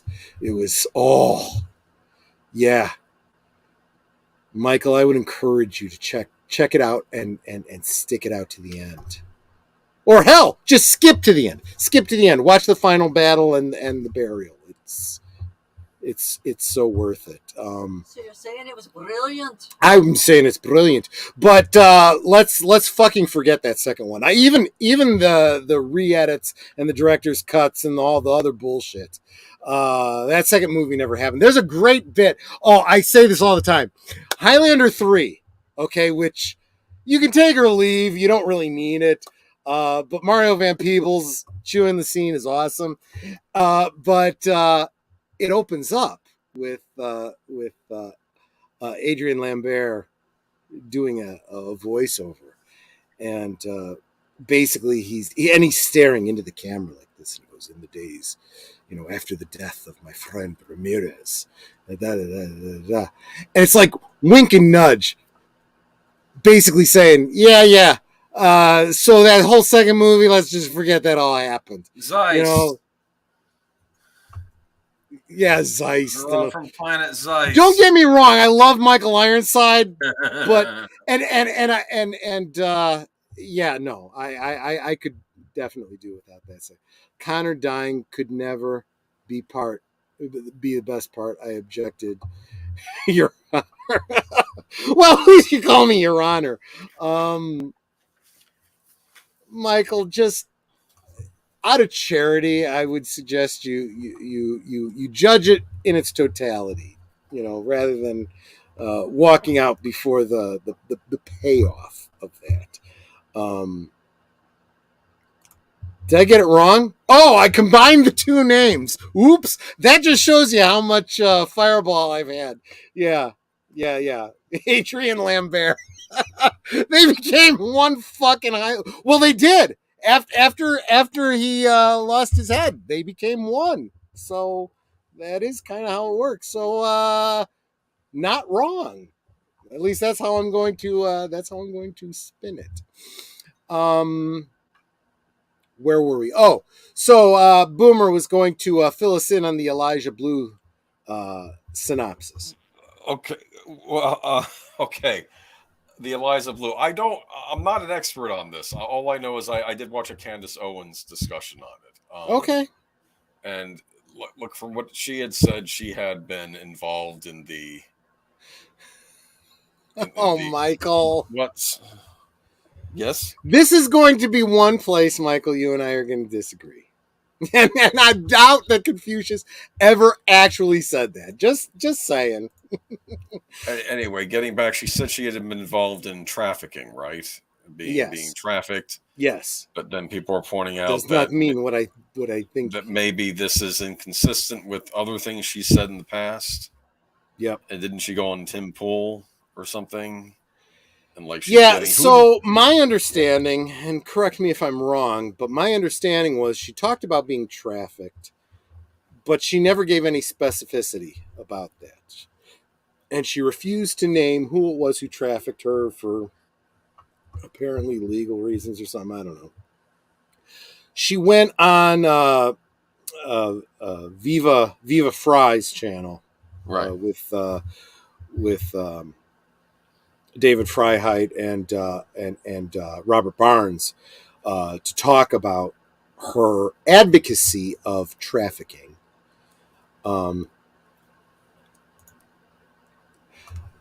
The only reason I'm stopping here for this is because this is actually crucial and kind of on point for what we're talking about. We can disagree so long as I keep you laughing. That's my only goal. First off, I'm an easy audience for that right now. You can say boobies and I will laugh. I mean, that's about all it's going to take. But he's so hot right now because of all this that he's drunk about a half a bottle of Fireball. I did front load this stream. I warned for a week that I planned this to be a drunken rant. So just saying that. But I think my channel knows I consider Michael French to be a friend, even though we don't know each other really well. We've never met in person. We only know each other through our respective channels and, interaction on Patreon and so forth. I definitely consider him a friend. We've never talked politics, which is a good and bad thing. I may have unfairly assumed things about what his beliefs may be, but that's irrelevant. It doesn't matter what he believes politically. It doesn't matter. I hope it doesn't matter what I believe politically. I think we both come from the same mindset that, and this is where I started this stream. We could be on completely opposite ends of the spectrum. As long as we listen to each other, meet in the middle, find our common ground, we can be friends. I have been incredibly hurt over the past 4 or 5 years by people I considered friends who were like, I can't be friends with you if you believe X, Y, and Z. Right. And it's like, I mean, I disagree with them on one thing. Yeah. And it's like, I've had people say to me, you are a Christian. I can't be friends with you. And the Christian part of me is like, I need to be friends with everybody. Right. I exclude nobody. Jesus, went among the sinners and he took a lot of flack for it. He got canceled in his day because he hung out with people that were diametrically opposed to what he stood for. That's who I am. I am always with my hand out, which I suppose from a certain point of view is a position of vulnerability, because that just opens you up to attack. But I'm good with that. I'm fine with that. If that's where you are, all I can do is have compassion for you. I can pity you and feel sorry for you. Politics with me is immaterial. Disrespecting Connor McLeod? Wibblebat smack to the butt.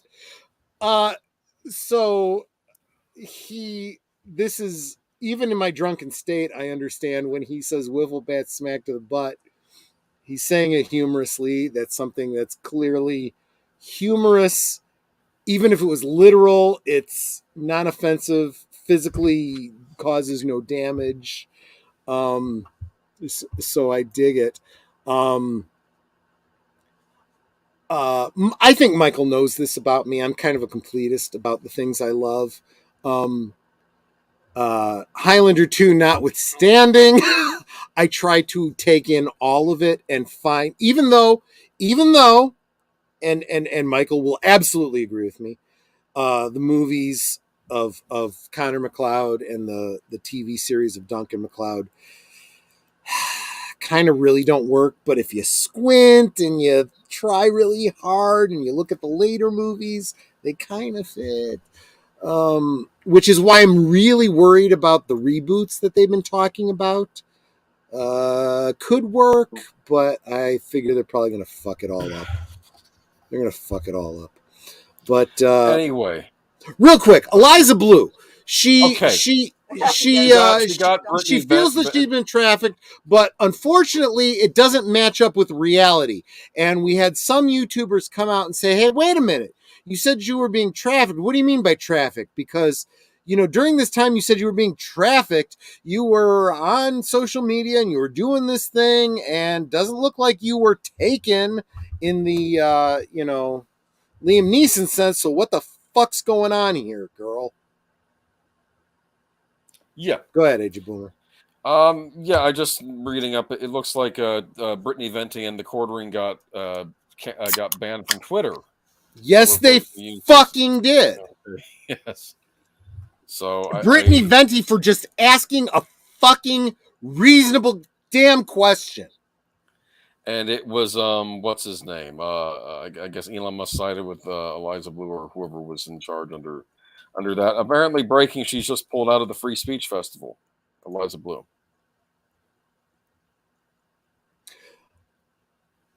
Sorry, gotta say, I'm sorry. As long as Michael's here, I'm gonna, because he's, I get a little fanboyish. I don't know if Michael knows this about me, but wiffle bats have a very different place in my heart because wiffle bats were my first lightsaber. Just saying. But that gets into the whole yellow and blue thing, so that could be a point of contention for Michael too. I had some serious cognitive dissonance over that yellow-blue lightsaber situation. You might be interested in. I'll have to share with you sometime. Yeah. So Brittany Venti brings up a great point, and it looks like allegedly Eliza Blue uses her connections with Rocket Man over at Twitter to get Brittany Venti banned on Twitter just for asking a simple, reasonable question. And again, in the Streisand effect, everyone starts paying attention, going, "What the fuck?" And then starts looking into Eliza Blue's history and going, "This is fucking bullshit." This might be overstating it a bit, but not by much. It's true. It's true. And Tim Hayes knows this, and he's screwing around with me. I know he is. And that's good. That's a good thing. But yeah, so again, cancel culture. I'm going to use social media and my influence to silence people. And that's fucking bullshit. It's a fair question. And unfortunately, this has led the entire internet to start looking at Eliza Blue and going, "This sounds a lot like Amber Heard 2.0, girl." And it really does. Look, the reason she was on Viva Frei and talking about her work bringing attention to and raising money for combating sexual trafficking, that's a noble cause. That's worthwhile. Claiming to be the victim of trafficking and that not being the case is very similar to advocating for women who are the victims of domestic abuse, claiming to be the victim of domestic abuse when you, in fact, yourself are the domestic abuser.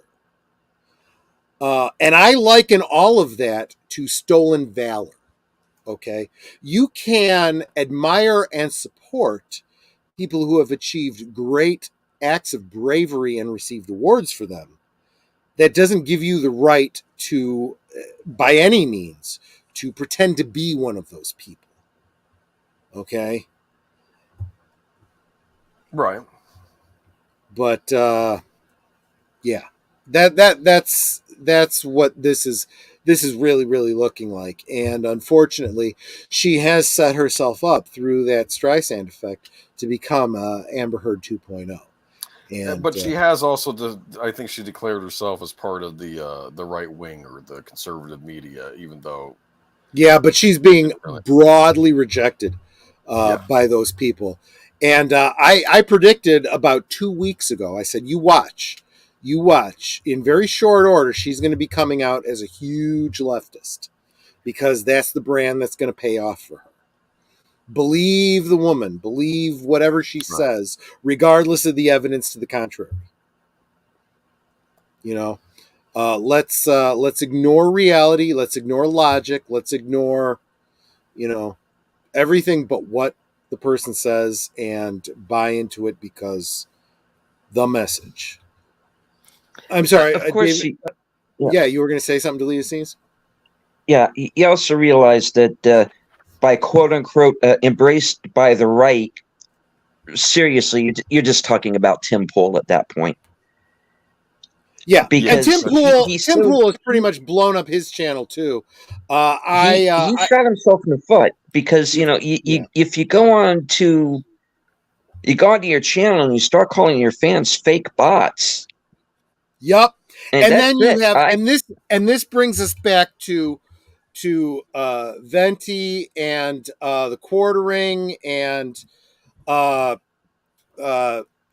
Star Wars girl Anna and so many others who are like, I'm not a paid bot because I haven't seen any fucking money. Where's my money? These are fucking real people asking real fucking questions, being shut down by Tim Pool, and everyone hitting unsubscribe. Fuck you. I'm out. Look, attacking a whole segment of your followers is a great way to go out of business. Just saying. And Disney has not yet learned this lesson. I think Tim Pool kind of has, because he seems to be turning around too fucking late, because I unfollowed all of his channels. I used to subscribe to all of his channels. Unfollowed all of them. And so did I. I can see who subscribes to me and who doesn't. Well, watch your subscriptions go down. Fuck you, asshole. Yep. I don't care now if he has, because honestly, for the longest time, I was getting sick and tired of hearing about Civil War's coming, blah, blah, blah, blah. We're going to go live in a van down by the river, that sort of thing. Yeah. I was like, every now and again, he's got a topic that I'm interested in that's got a good insight. And then he's got that long-haired fucktard who's like, tinfoil hat. And I'm like, oh, fuck. Shut this guy up. Okay? And then he starts his Eliza Blue shit. And I'm like, I'm out. I'm done. Fuck you. Because look, I don't care if you're on the right. I don't care if you're on the left. If you're in a fucking echo chamber and you don't listen to both sides, you are the problem. You are the problem. You are the ideologue. You are the religious zealot who doesn't have the perspicacity and the intellectual honesty to really dissect the situation. You're the one that follows the fake news. And you are a lemming and a sheep, and you deserve whatever you get. Sorry, that's what it comes down to. I listen to all kinds of people until that person is like, there's no value here anymore because this person is woo land. This is a flat earth Ziga Heil retard. I'm sorry. I don't use that word lightly. I don't use that word lightly. So, yeah. So Eliza Blue blew up any credibility she had. Tim Pool blew up any credibility he had. And I don't know, has Brittany Venti and the Quartering gotten back on Twitter? That I don't Do you guys know? Anyone in the chat know? Go look real quick. Let me see if the Yeah, I don't think they have. That's bullshit. Let me look up the Quartering on Twitter. Yeah. Let me see. Because she literally just asked a question. And it was a fair question. And she did not get a fair answer.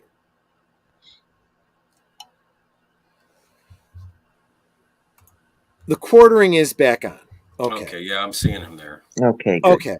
But regardless, it never should have fucking happened in the first place. It's bullshit. It is guilty until proven innocent, right?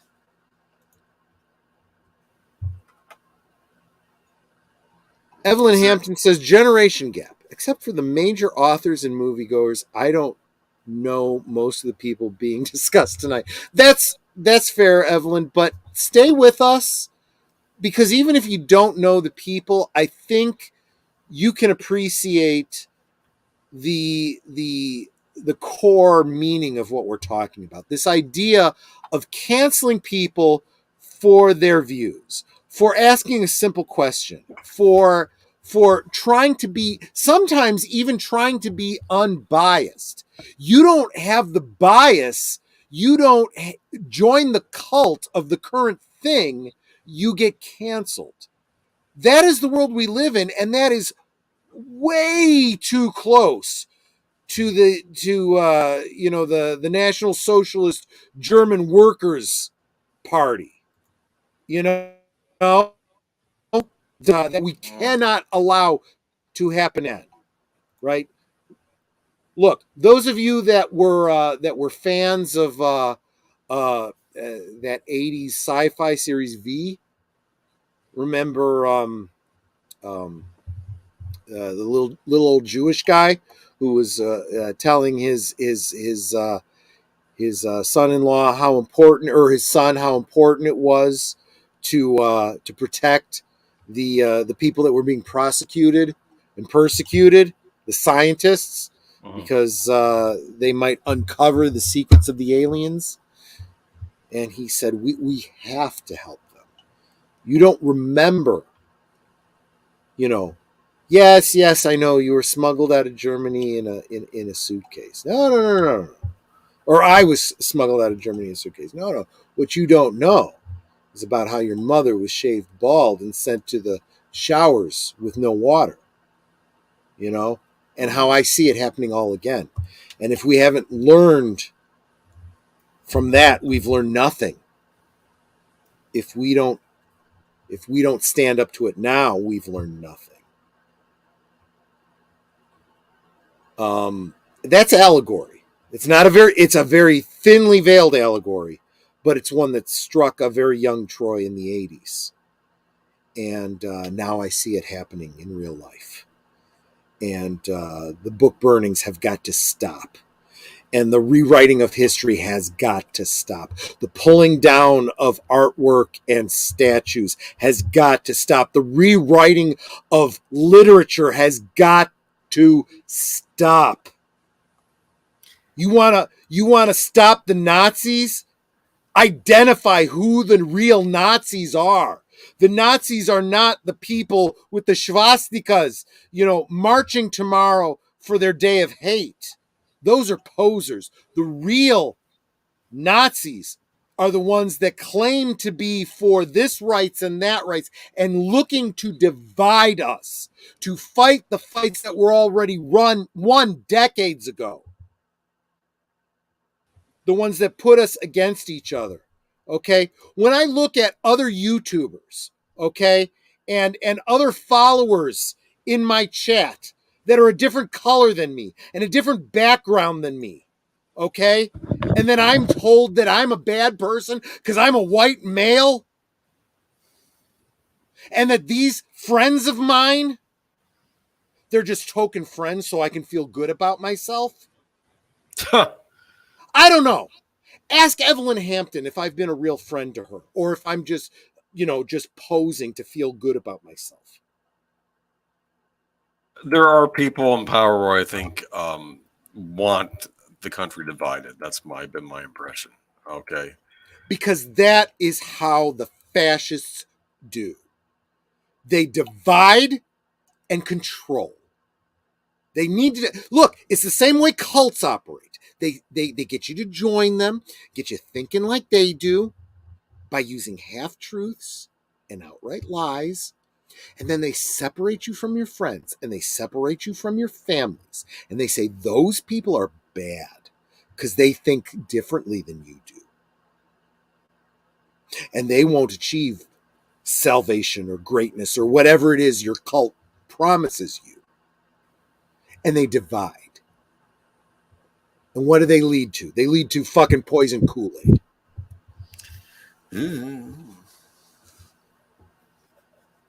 Literally or figuratively. And as a society, we're heading towards that. We literally are. Open your fucking eyes, people. Unify. Build bridges, quit building walls. And I mean that figuratively, because sometimes it's necessary to lock your doors. Sometimes it's necessary to carry a gun. Maybe you build a border wall. Don't know. Just saying maybe. There's a time to every purpose under heaven. So what's the next topic after Eliza Blue? So then we kind of go back to the because Eliza Blue was attacking people that was in our community, whether it's Brittany Venti or the Quartering or Anna, that Star Wars girl. It just brings back to mind what I think formed a lot of this community. And Boomer, you can speak to this because I think it's really what brought you into this community was this whole Gamergate thing. All right. So can you kind of explain in a nutshell, a synopsis? What is your impression, if you don't mind my asking? Do you have an impression of the whole Gamergate thing? Because I there's been a lot of misinformation about it. And what was your whole take on it, just out of curiosity, if you have any take? Maybe you don't. And real quick, I just wanted to tell Stephen Otten, yeah. Well, I definitely want to hear what you have to say about that. But my personal take on Gamergate, I think you guys all know I'm not a big gamer, so I am completely disconnected from that whole community of gamers. But I got the impression that this whole woke bullshit, this idea that women aren't allowed in gaming, and there's gatekeeping going on in gaming, and blah blah blah blah blah, became real big among certain game journalists, particularly third and fourth wave feminist gamers. Okay, so that was sort of what started the discontent among, I guess, the journalists and the reading public. This is what happened with Gamergate.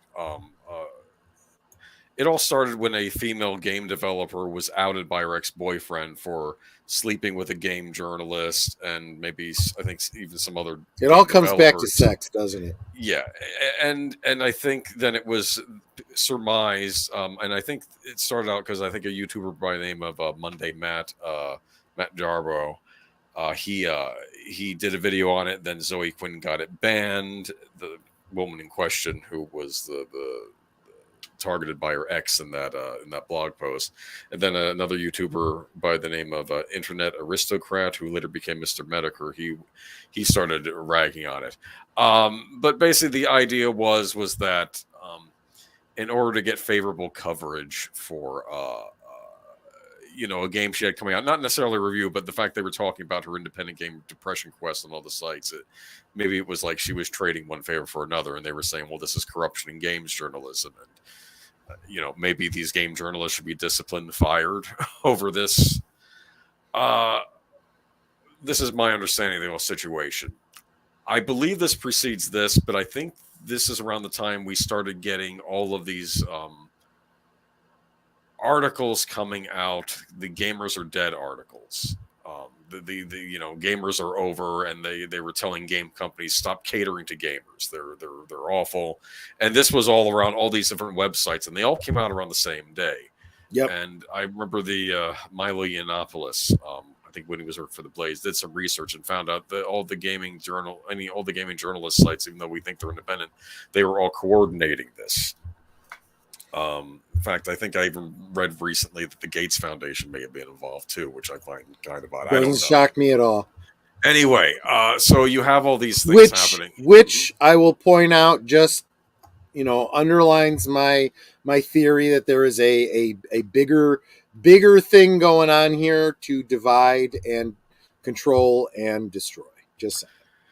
Yeah. Anyway, so the whole Gamergate thing formed as a way for the rank and file gamer to go contact the advertisers for these gaming sites after they got attacked by the media that they were watching. He says, don't go after the advertisers, tell them to stop supporting these sites that were attacking us. And I believe that came after the Gamers Are Dead articles. I'm not sure if one came before or after, but I think that came after. And basically they started targeting the advertisers. And I think Dell pulled out of advertising on some of these sites. But then the media got to them, and I got the impression that the mainstream media, even though gaming journalism is like one of the lowest tier media professional jobs you can have, I still think they went to bat for the gaming journalists over the readers. Because they're all fucking leftists. Yeah, yes. So, and then, of course, the corporations, the companies that were advertising, that took their advertising away, then they apologized later on. Oh, we didn't realize this was about harassing women online. And so, then... So it didn't work, basically. The advertisers came back. Later on, I believe it was the website or the chat room. Like I said, I'm not an expert on any of this, but this is my surmising over hearing about this. 4chan. I believe Gamergate was being discussed on 4chan. Of course it was. And the guy that ran 4chan, he got upset because I think Gamergate was coming up in a section of 4chan called Poll, which I think was the political wing of 4chan, which would have people of different political persuasions, among them what was known back then as the alt-right. And then I think the guy that ran 4chan, I need to interject here. Alt-right, again, that's another one of those, I do not think it means what you think it means. I understand. I know you do. I'm just throwing out that disclaimer. Regardless, yeah, it's a movement that is kind of maybe. Anyway, well, there's a lot of classical liberals that are going, alt-right? Seriously? No. But here's what's going on. The political side of 4chan ended up getting dragged into this because I believe the owner of 4chan, out of wanting to stop all discussion of Gamergate, decided to stop all political discussion on the chat place, and that got them angry. So then they got involved in this, and the whole thing turned into what was known as a clusterfuck. There was harassment of people online. I do not know for certain who was doing the harassing. There was theorizing that a lot of the harassing came from third-party trolls that weren't necessarily of the right or of the left, of the leftist journalist persuasion or of the gamers. They were just individual people that were trying to start up a ruckus. This was theorized. I know the FBI did an investigation into this. I think that's what they came up with. Of course, not that I necessarily trust that at this point. I'm trying to think what else, and I'm probably mangling this. Part of the problem is we've never had a clear journalistic story on this because, one, the mainstream media has a narrative. What? I'm sorry. I was just this struck me as funny. Video game journalists are the mimes of journalism as a whole. Thank you, Sir Torn Clegane. That's good. But I think a lot of the anger happened because it was built up because you're wanting to read about the latest RPG coming out for a system or something, and then some journalist is saying, being a straight white male in real life is like being on the easy setting in an RPG or something like that. And it's like I'm going to see if this game that's come out is good worth playing, or if the mechanics are messed up, and I don't want to read this political nonsense. And I thought at the time this would be the equivalent of reading something like this on the sports page of a newspaper. I joked then, but of course now you might actually see something like that on Now you get all the fucking taking a knee bullshit. Yeah, exactly.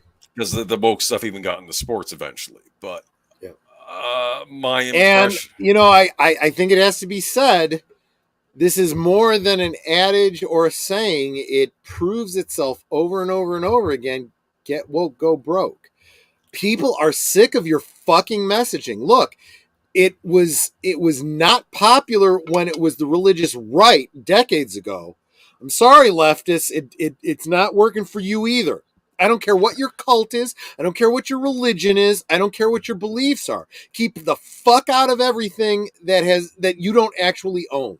That's the problem, though. They're buying up this shit, and they're purposely undermining it. They're not looking for a return of investment. They're looking to undermine, destroy, divide. Yeah. So here we are years later. Gamergate is odd because it's one of the few sections of like popular culture where there was resistance to a lot of the woke stuff. So I don't think gaming has been completely ruined. There are pockets of gaming that have been ruined. For instance, I'm a big fan of obscure Japanese RPGs, and now they're getting some pretty bad localizations. Like, I've seen some videos about some. I'm going to use the term that the videos use, although I don't think it's entirely accurate. These Japanese horror video games. Yeah. What they really are is dark psychological games, in my opinion. Right.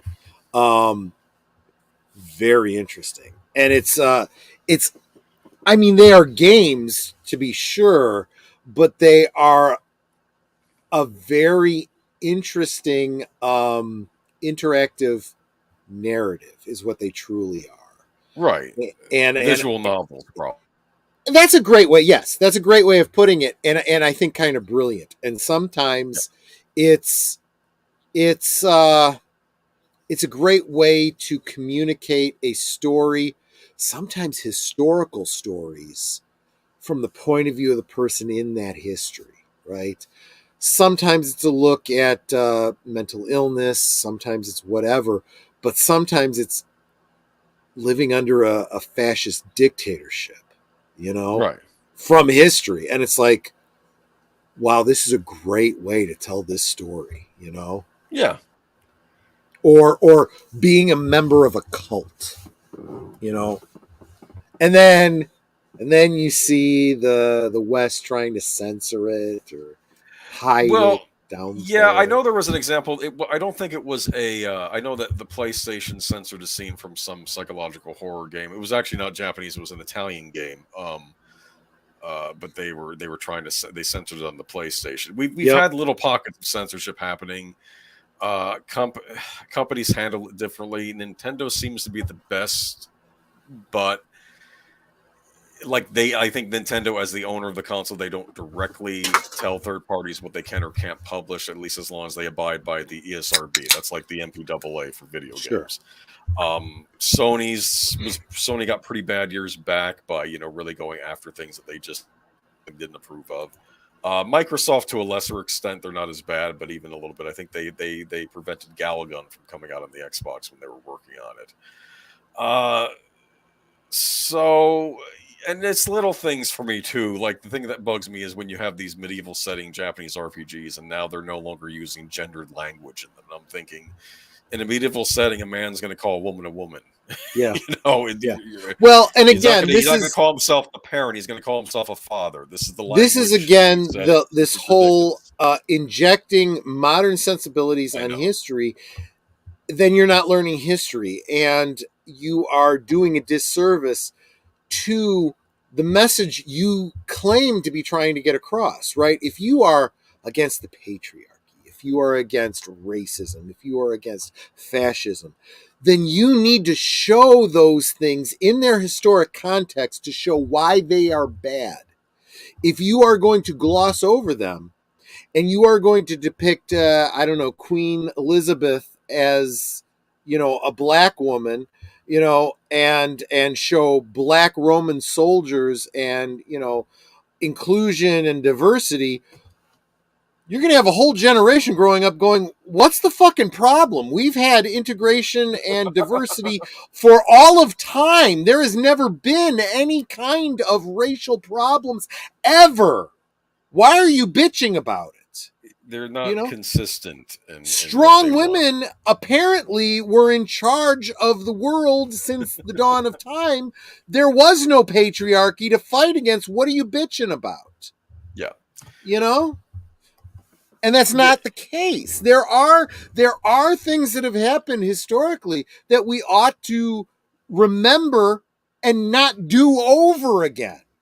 If you erase them because you don't want to offend anybody, well, then we're going to relive those things over again. I think people are going to be pretty damn offended when they're being shoveled into a furnace. Yeah. Just saying. Anyways, I would rather have my feelings hurt than dead. Yeah. Than tortured, than burned to death, thrown into a gas chamber. Not being allowed to do business. Okay? Not being able to hold a job because I'm the wrong color or the wrong gender or hold the wrong opinions. Yeah. And like recently too, but anyway, getting back, I did want to say that, even in the Western developed games, there is some woke stuff in Western developed games. One tendency I notice is that they tend not to make the women look very attractive in modern games. The men don't look too attractive either, which I think is funny since these are just artificial creations. You can make them look how you want, but which is kind of funny because as soon as these games hit the market, people are putting mods out there so that you can have the women running around topless and but that's not how they come out super on the buff, actual and console. you can do whatever you want. Yeah. What else? Little things too, like the last Dead Space game that came out. There was something to do with like a gender fluid bathroom, I think, in the future. That wasn't in the original version of the game that came out like a couple generations ago. Well, I mean, if it's your own original IP, I mean, look at RoboCop. RoboCop had all the cops in Detroit, in a single gendered. No, but I think like the symbolism on the room was something along the lines of it was like trans friendly. I could be wrong there, but I mean, I gotta tell you something. I watch RoboCop because those unigendered showers. That's got a lot of great booby shots in that scene. Just saying. I'm thinking of Starship Troopers when you mentioned that. But Starship Troopers, yeah. Starship Troopers did that too, absolutely. And I'm like, I'm all for that. I've heard feminists say to me, it's not fair that men get to walk around topless and women don't get to walk around topless. I'm like, I fucking agree. Go ahead and take your top off. I'm fine with that. I don't know. Some men and some women shouldn't walk around topless, though. Oh, okay. You know what I'm saying? For Bush, I'll say, I'll buy that for $1. Yeah. Like Jenny Agata. We'll be talking about that in a few minutes. But even in the Hogwarts Legacy game, though, it's like they even added a trans character. Like they were trying to be PC, at least in the game, even if the author isn't as PC. I'm glad you brought that up because that turned into a fucking clusterfuck. And this is the perfect example of these fucktards just look for reasons to be pissed. It's never enough. It is never a fucking enough. So when you have Hogwarts, right? And I said this when we were having our talks about Dungeons and Dragons, right? Where, the gender and the blah, blah, blah. I'm like, fuck. Going back to the 70s, they had girdles of gender change. You put the girdle on and you turn from a man into a woman or a woman into a man, or whatever. Mm-hmm. And it's magic, right? It's not a surgery. It's not like you cut your tallywhacker off and call yourself a woman. This is, you literally are turned into a female version of yourself, right? And that's how magic works. And that's what they've done here in this Hogwarts. This person has cast a spell on, I'm going to say himself, because at the time he was a him. And he casts this spell to make himself into a woman.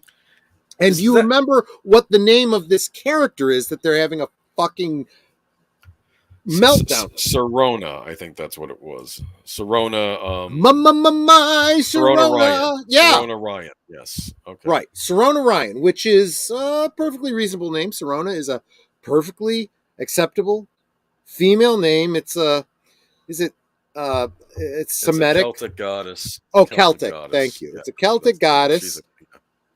Look, if you're of a certain age, you know that song, My Sharona, right? If you are a fan of the TV show Monk, his first assistant was Sharona. It is a perfectly reasonable female name. And Ryan's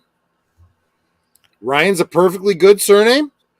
Meg Ryan, right? I mean, it's a last name, right? Yep. Just so happens that Ryan also happens to be a given name that tends to be a male gendered name. Ooh. Sorry. It is a perfectly acceptable surname. Get over it, fucktard. And they focus on Sirona and say, oh, it's got Sir in it. So it's like Sir Rona Ryan. It's like you are a fucking idiot just looking to bend reality to do these mental fucking gymnastics to find reasons to invent to be pissed off about it. You are an idiot. Go sit in the fucking corner and jerk off because that's all you're good for, you idiot. Anyway, my channel, I can say whatever I want. That wraps it up on the whole Gamergate thing. The media still trots it out as a boogeyman, but I think the movement's disintegrated years ago. So I think it just And we probably need to wind this conversation down anyway because we're already a half. Deleted Scenes did want to mention something about the good guys. I will. Deleted Scenes had something that he wanted to comment on. I'm going to give him a second. Let me quickly get out my last few points. And I don't even remember what I wanted to say about these, so it's a good thing I wrote them down. Otherwise, I wouldn't know what the hell I was talking about. Who the hell are you that you think you can tell other people what to do, what not to do, what to say, and what not to say? Fuck you. That's what it comes down to with all of this bullshit. This generation has created no new IPs, no great literature of value. This is why retro cinema and films with friends is so valuable, because it's an opportunity for this community to look back at older stuff that actually still has value. The shit that they're probably going to try remaking in the next decade or so because they can't come up with their own shit. They've got to bastardize and destroy what went before it. I'm sick and tired of small vocal minorities screaming. Okay? And just throwing this out, not going to go down a tangent, but this goes for the Snyder bots. Yes, you are a small vocal minority. You did not spend enough fucking money on your Snyderverse to keep it alive. So fuck off now. It's over. You blew it. You should have gone to see Man of Steel and Batman versus Superman and all that other bullshit 12, 13, 14 times. You should have spent more money. You should have bought more DVDs. You should have gotten your friends together and gone to see it more. You didn't do that. It's over with. Now we're moving on to something else. Just like you said to everybody who didn't like it at the beginning, we're moving on. Get over it, old fart. Now we're saying it to you. Okay? When Alita Battle Angel came out, I took Nanette to see it. Then we went to see it again the following week. And then we asked Evelyn Hampton, would you like to see this movie? Have you seen it? Let's go see it. And we took her to see it. And then we bought multiple copies of the DVD. We have 2 or 3 of them still sitting on our shelf. And then we gave a couple away when Netter did a rewatch of it on her channel for Retro Cinema. And maybe we'll do another one sometime in the near future. Because, as Alita herself said, buy those Blu-rays, baby.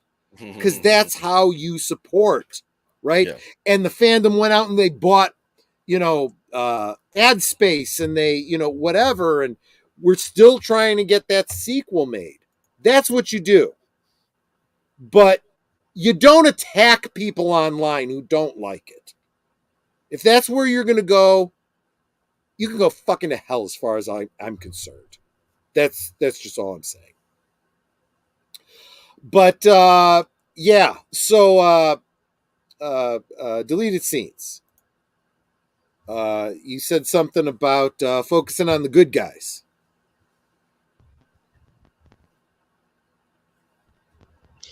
Yeah, I would.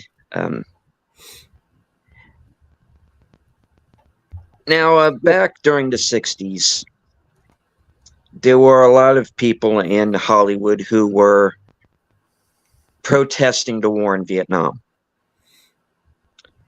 And some of those people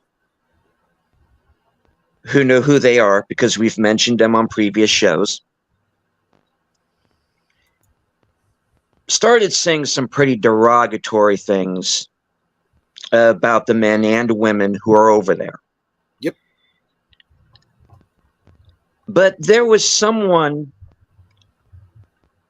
who thought in the opposite way, who actually had respect for the soldiers who are over there. And that was Raquel Welch. Yeah. And my father actually got the chance to meet her. Really? During a USO show in Wow. sometime in 1966, 67. And he remembered that was she was someone who actually respected the troops, who understood what they were going through, and instead of staying home and denigrating them, yep, or entertaining the enemy, Jane Fonda, Raquel Welch went over and entertained the troops. And my dad always remembered that and respected that. Mm-hmm. So towards the end of his life, I was able to locate Raquel Welch on social media. And it was about the time of my dad's birthday, one of his last. And I dropped a line to her, repeating this story back to her that he had told me that he had met her. And would you be so kind as to, send a little birthday message his way? It would really make his day. Yeah. Mm-hmm. And she did. Wow. Nice. And that's what I'm going to remember her for. And so, we've named names and gone after some people tonight, but I do want everybody to remember that, there are still some good guys out there. Yeah. And unfortunately, the good guys tend to keep a lower profile. They feel that by outing themselves as being good guys, they tend to be shouted down and canceled and so forth. And Netta and I, we've talked about how we used to go to the Twin Peaks celebrations and, we'd meet some of the stars. And as you would expect, many of them are very, very lefty loony, hippy dippy, Marxist socialists. But we had lunch with one of the co-stars of that show that was conservative. And I'm not even sure how it came up in conversation. That we had that in common. And he's like, I gotta tell you, he goes, I gotta keep such a low profile or I won't have a career. He says, but yeah, I'm with you. I'm a big conservative, and I think a lot of this lefty bullshit is bullshit. And I was like, man, I love you. I said, which was a real bizarre thing for me because I'm like, man, I unfortunately fell into the whole, seeing you as a big bully because that's what you play on the show. And he's like, I'm an actor. And I'm like, I know that. Intellectually, I know that. But you did it so well you came off as some of the bullies that used to pick on me in high school. He goes, yeah, I know. That's the curse of being an actor. I'm like, it's cool, But yeah, there's a lot of people in Hollywood. There's a lot of people in the entertainment industry. I didn't know that about Raquel Welch, but it makes perfect sense. Rob Schneider, what's his name? Who's the one who was in the cowboy movie? Oh shoot. The cowboy movie? The one who was walking with I'm walking here. The other guy. John Voight? Oh, John Voight. Yeah, John Voight. Okay, see, you knew what I was talking about. Midnight Cowboy. Midnight Cowboy. But, yeah. Yeah. And That took me a minute. Yeah. See, I figured if anyone got it, it would be deleted scenes. But thank you, Agent Boomer. Yeah, we got it. But yeah, there's a lot of actors. Vince Vaughn is another one.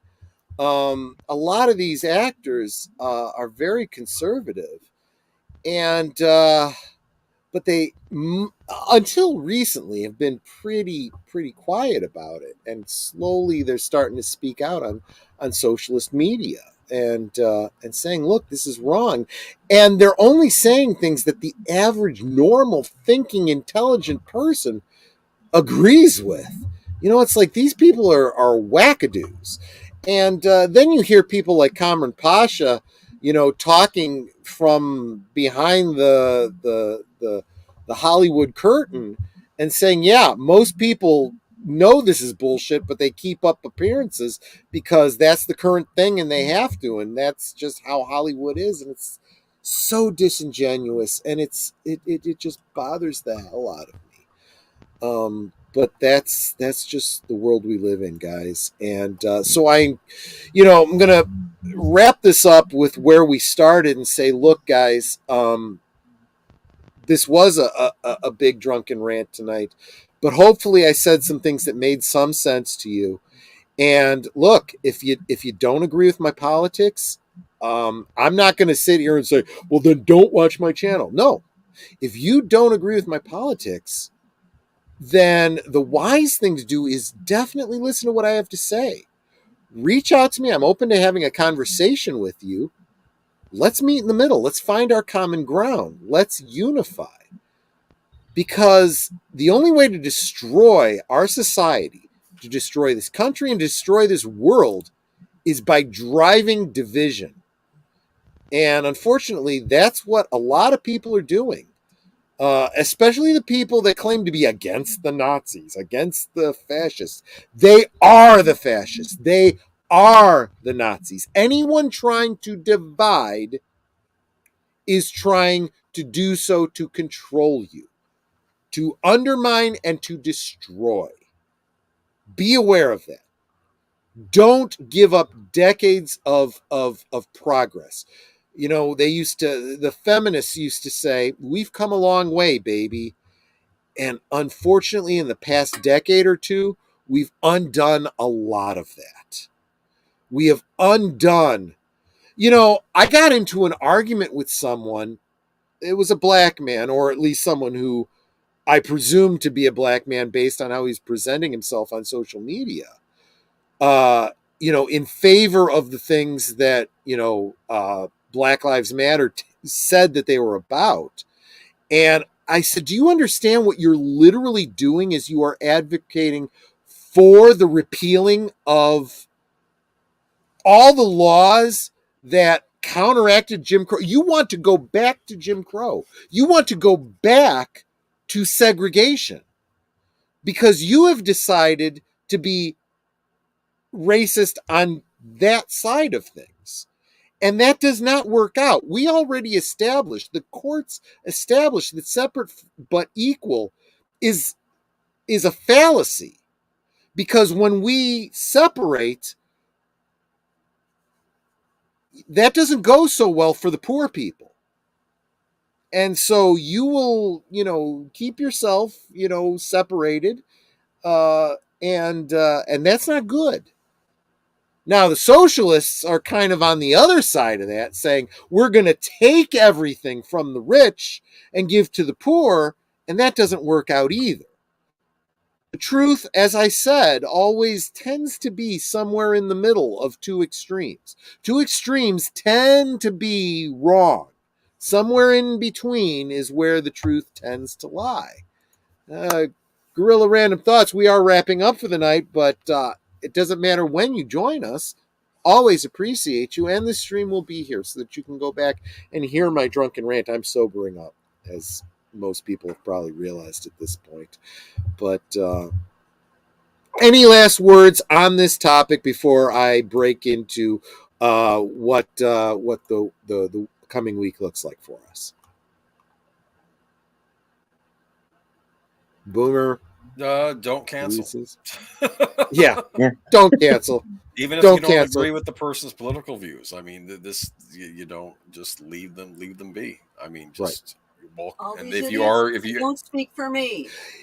Netter always says this, right? She's made a great point. Every time we hear some dumbass third wave feminist, who I just heard the other day that there's some feminist talking head bitch who has a book out saying that typical heterosexual sex is and we're talking basic billions of years of evolution reproduction is the patriarchy and men asserting themselves over women. And it's well, that's fine. No one wants to fuck you, bitch. So, you pretty much work your way out of the Darwin pool. So, whatever.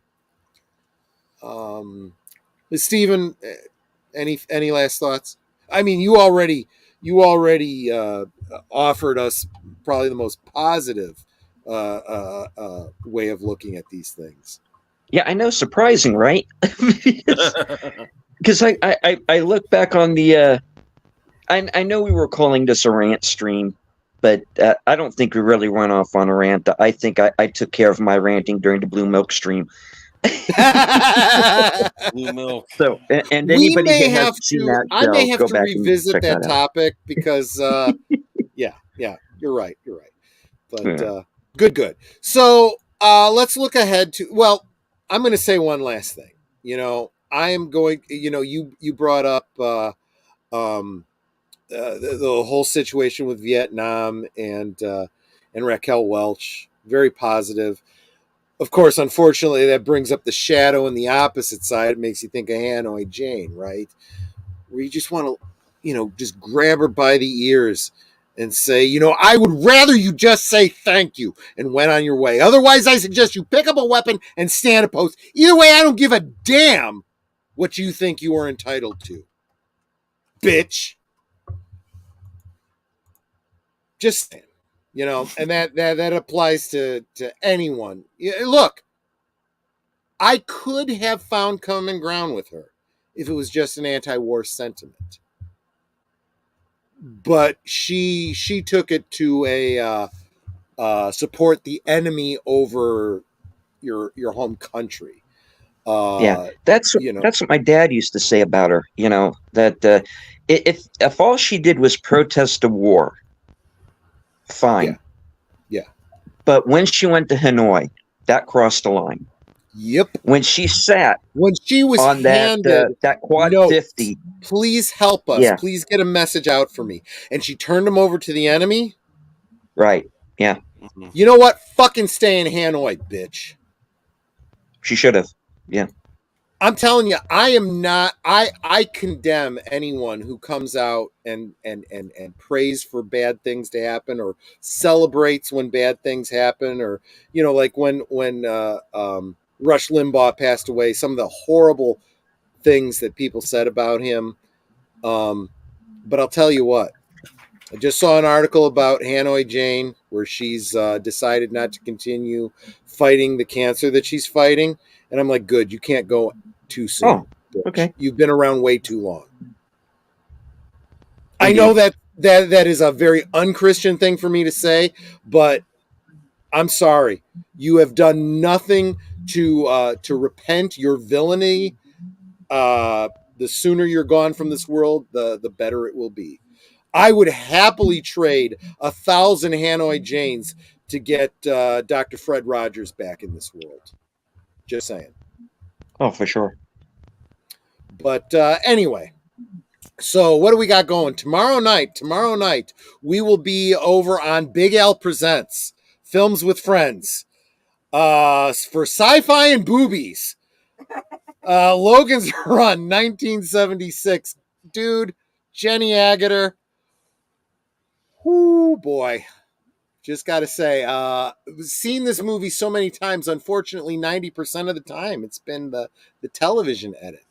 It's good to watch this version uncut. Yeah, Jenny Agutter.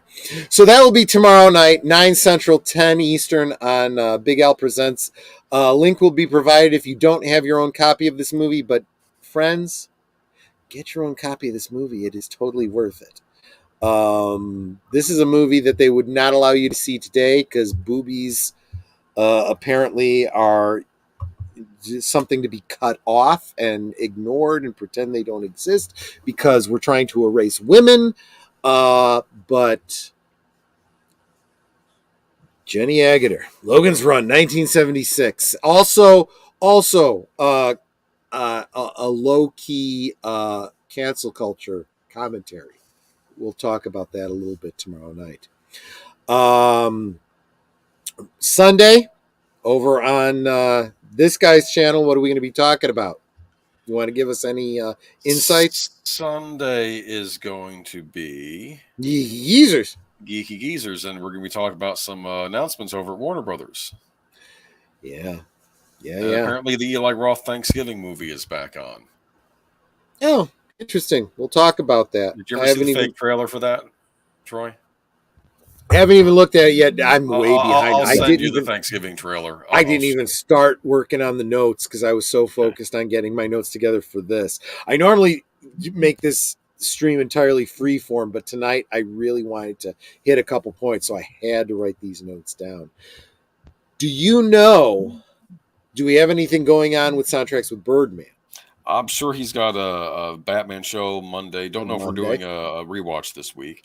Okay. I think Mr. Matchstick has a stream going on Tuesday involving the Gundam universe, like if they were to create your own thing in the original Universal Century timeline, like an original series. There you go. So that'll be Tuesday. Make sure you check out Mr. Matchstick's channel. Mm-hmm. Soundtracks with Birdman, Monday and Wednesday.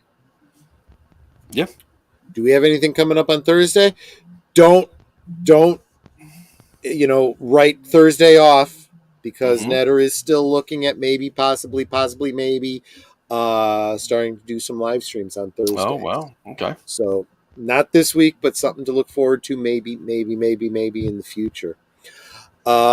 Which does bring us to next Friday. Mm-hmm. So first thing is, although he doesn't do this all the time, Big Al of Big Al Presents is going to be doing a watch party of Hawk the Slayer from 1980 with, I think he's going to have a guest. Does anyone know who the guest is? Some other YouTuber.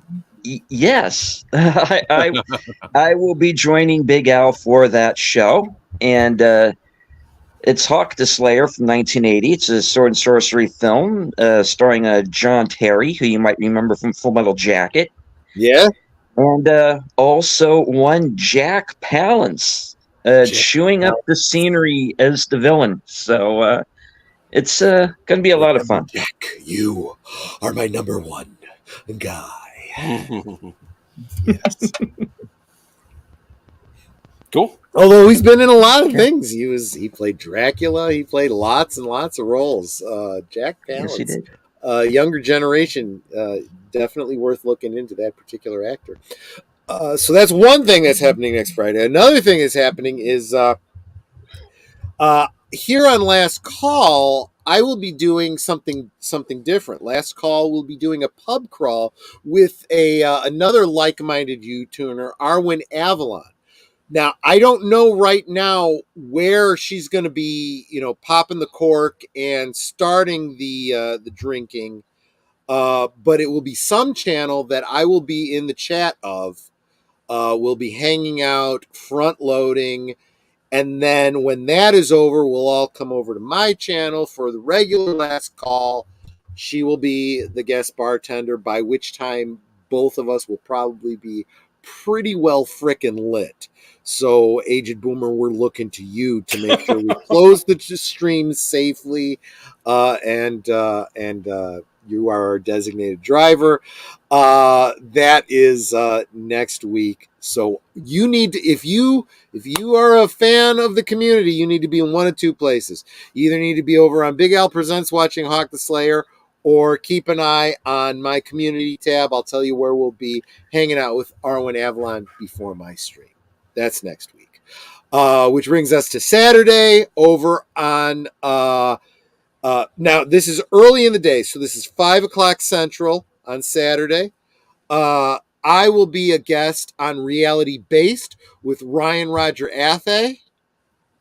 Not entirely certain what the topic is, but it will be something. And I will also have that link in my community tab as soon as he has the link provided. And of course, I'll get that out on the social medias that you guys certainly all follow. And so, Netter, March 4th, do you know what we will be watching on Retro Cinema? We will be. I think I know, but I don't want to misspeak. Ah, I was right. Cellular. We will be watching Cellular. I just held up my cell phone. So this was one of the first films that Captain America was in. What's his name? Who's the kid that played Steve Rogers? Chris something or other? Chris Evans. Chris Evans, yeah, one of his first films. Great thriller. If you haven't seen it, it's a great mind screw. It's a edge of your seat kind of movie, that kind of thing that they don't make anymore. That if they were to remake, they'd fuck it up. So that is the week and a day coming up. Real quick. I'm getting a pic of last night's dinner. Sometimes, these food shares are good. No, we will not. I am not planning any Catwoman. Yeah, we just got through our cat movies. We did Cat People, and we did what was Cats. we did the musical Cats. I do not own the movie Catwoman. I do not own that piece of shit movie, that that non-canon, ridiculous Halle Berry. Don't get me wrong, Halle Berry looked great in that outfit. That was not Catwoman. That had nothing to do with Catwoman. Catwoman was less Catwoman than the Joker was the Joker. Just saying. But did I miss saying hi to Connie Cleary? I am so sorry.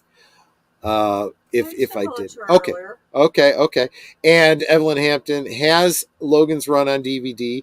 Although everyone knows I do provide our version of the films on Cosme, but it's probably not a bad idea to watch your own, because my upload speeds are so slow, and I think you get a bad experience.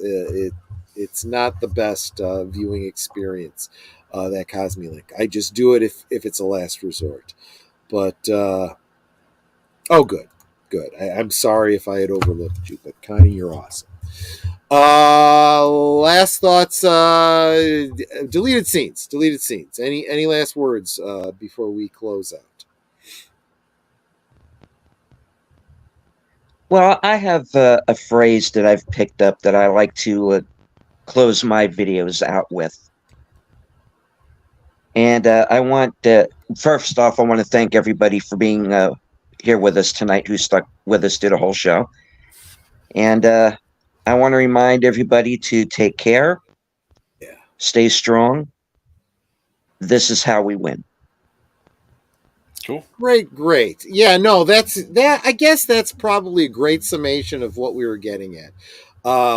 Unity is where our power is. We may not always agree politically, religiously. We all come from different backgrounds, but together we stand. Divided we fall.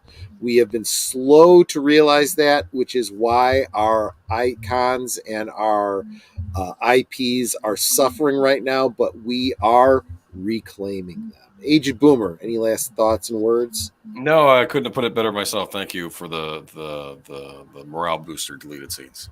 Awesome, awesome, absolutely. And speaking of morale boosters, Netters Network. Netter, you have any last words for us? I know you do. Yep, and of course I'm coming closer to the mic, so I Again, don't sound so echoey. Unity. She's going to tell us about it. Well, you know, I always say that we can talk amongst ourselves, and that's all well, good, and fine. But it's so much more fun when you guys are here joining us in the chat. You're dropping your comments, your questions, your trivia, just being goofy and just being with us. You guys aren't just friends for us. You're our family. We love you guys, and we appreciate you so much. So thank you for being here. Yeah, and on that, I want to thank you all so much for adopting us into your family, which you absolutely have, giving us a community to hang out with and enjoy. You guys, look, I'm starting to lose faith of ever being monetized, but you know what? I'm not doing it for the money. I'm doing it because I enjoy hanging out with you all. You guys are the ones that keep me coming back. And I spend a lot of time during the week, whether it's editing a video that takes over a year to get done because I'm working a full-time job in addition to doing all this, getting notes together for Boomer for Sunday, getting notes together for myself for Friday, getting the movies lined up for Big Al and Netter's Network on Saturdays. There's a lot of work that goes into it, but guys, I do it because we got a great community going on here, and I appreciate every single one of you. But that's all we've got tonight. Hope to see you on the next one. God love you. Stay strong and stay unified. Take care, everyone. Good night, ladies. Good night, sir. Hit it, sweetheart.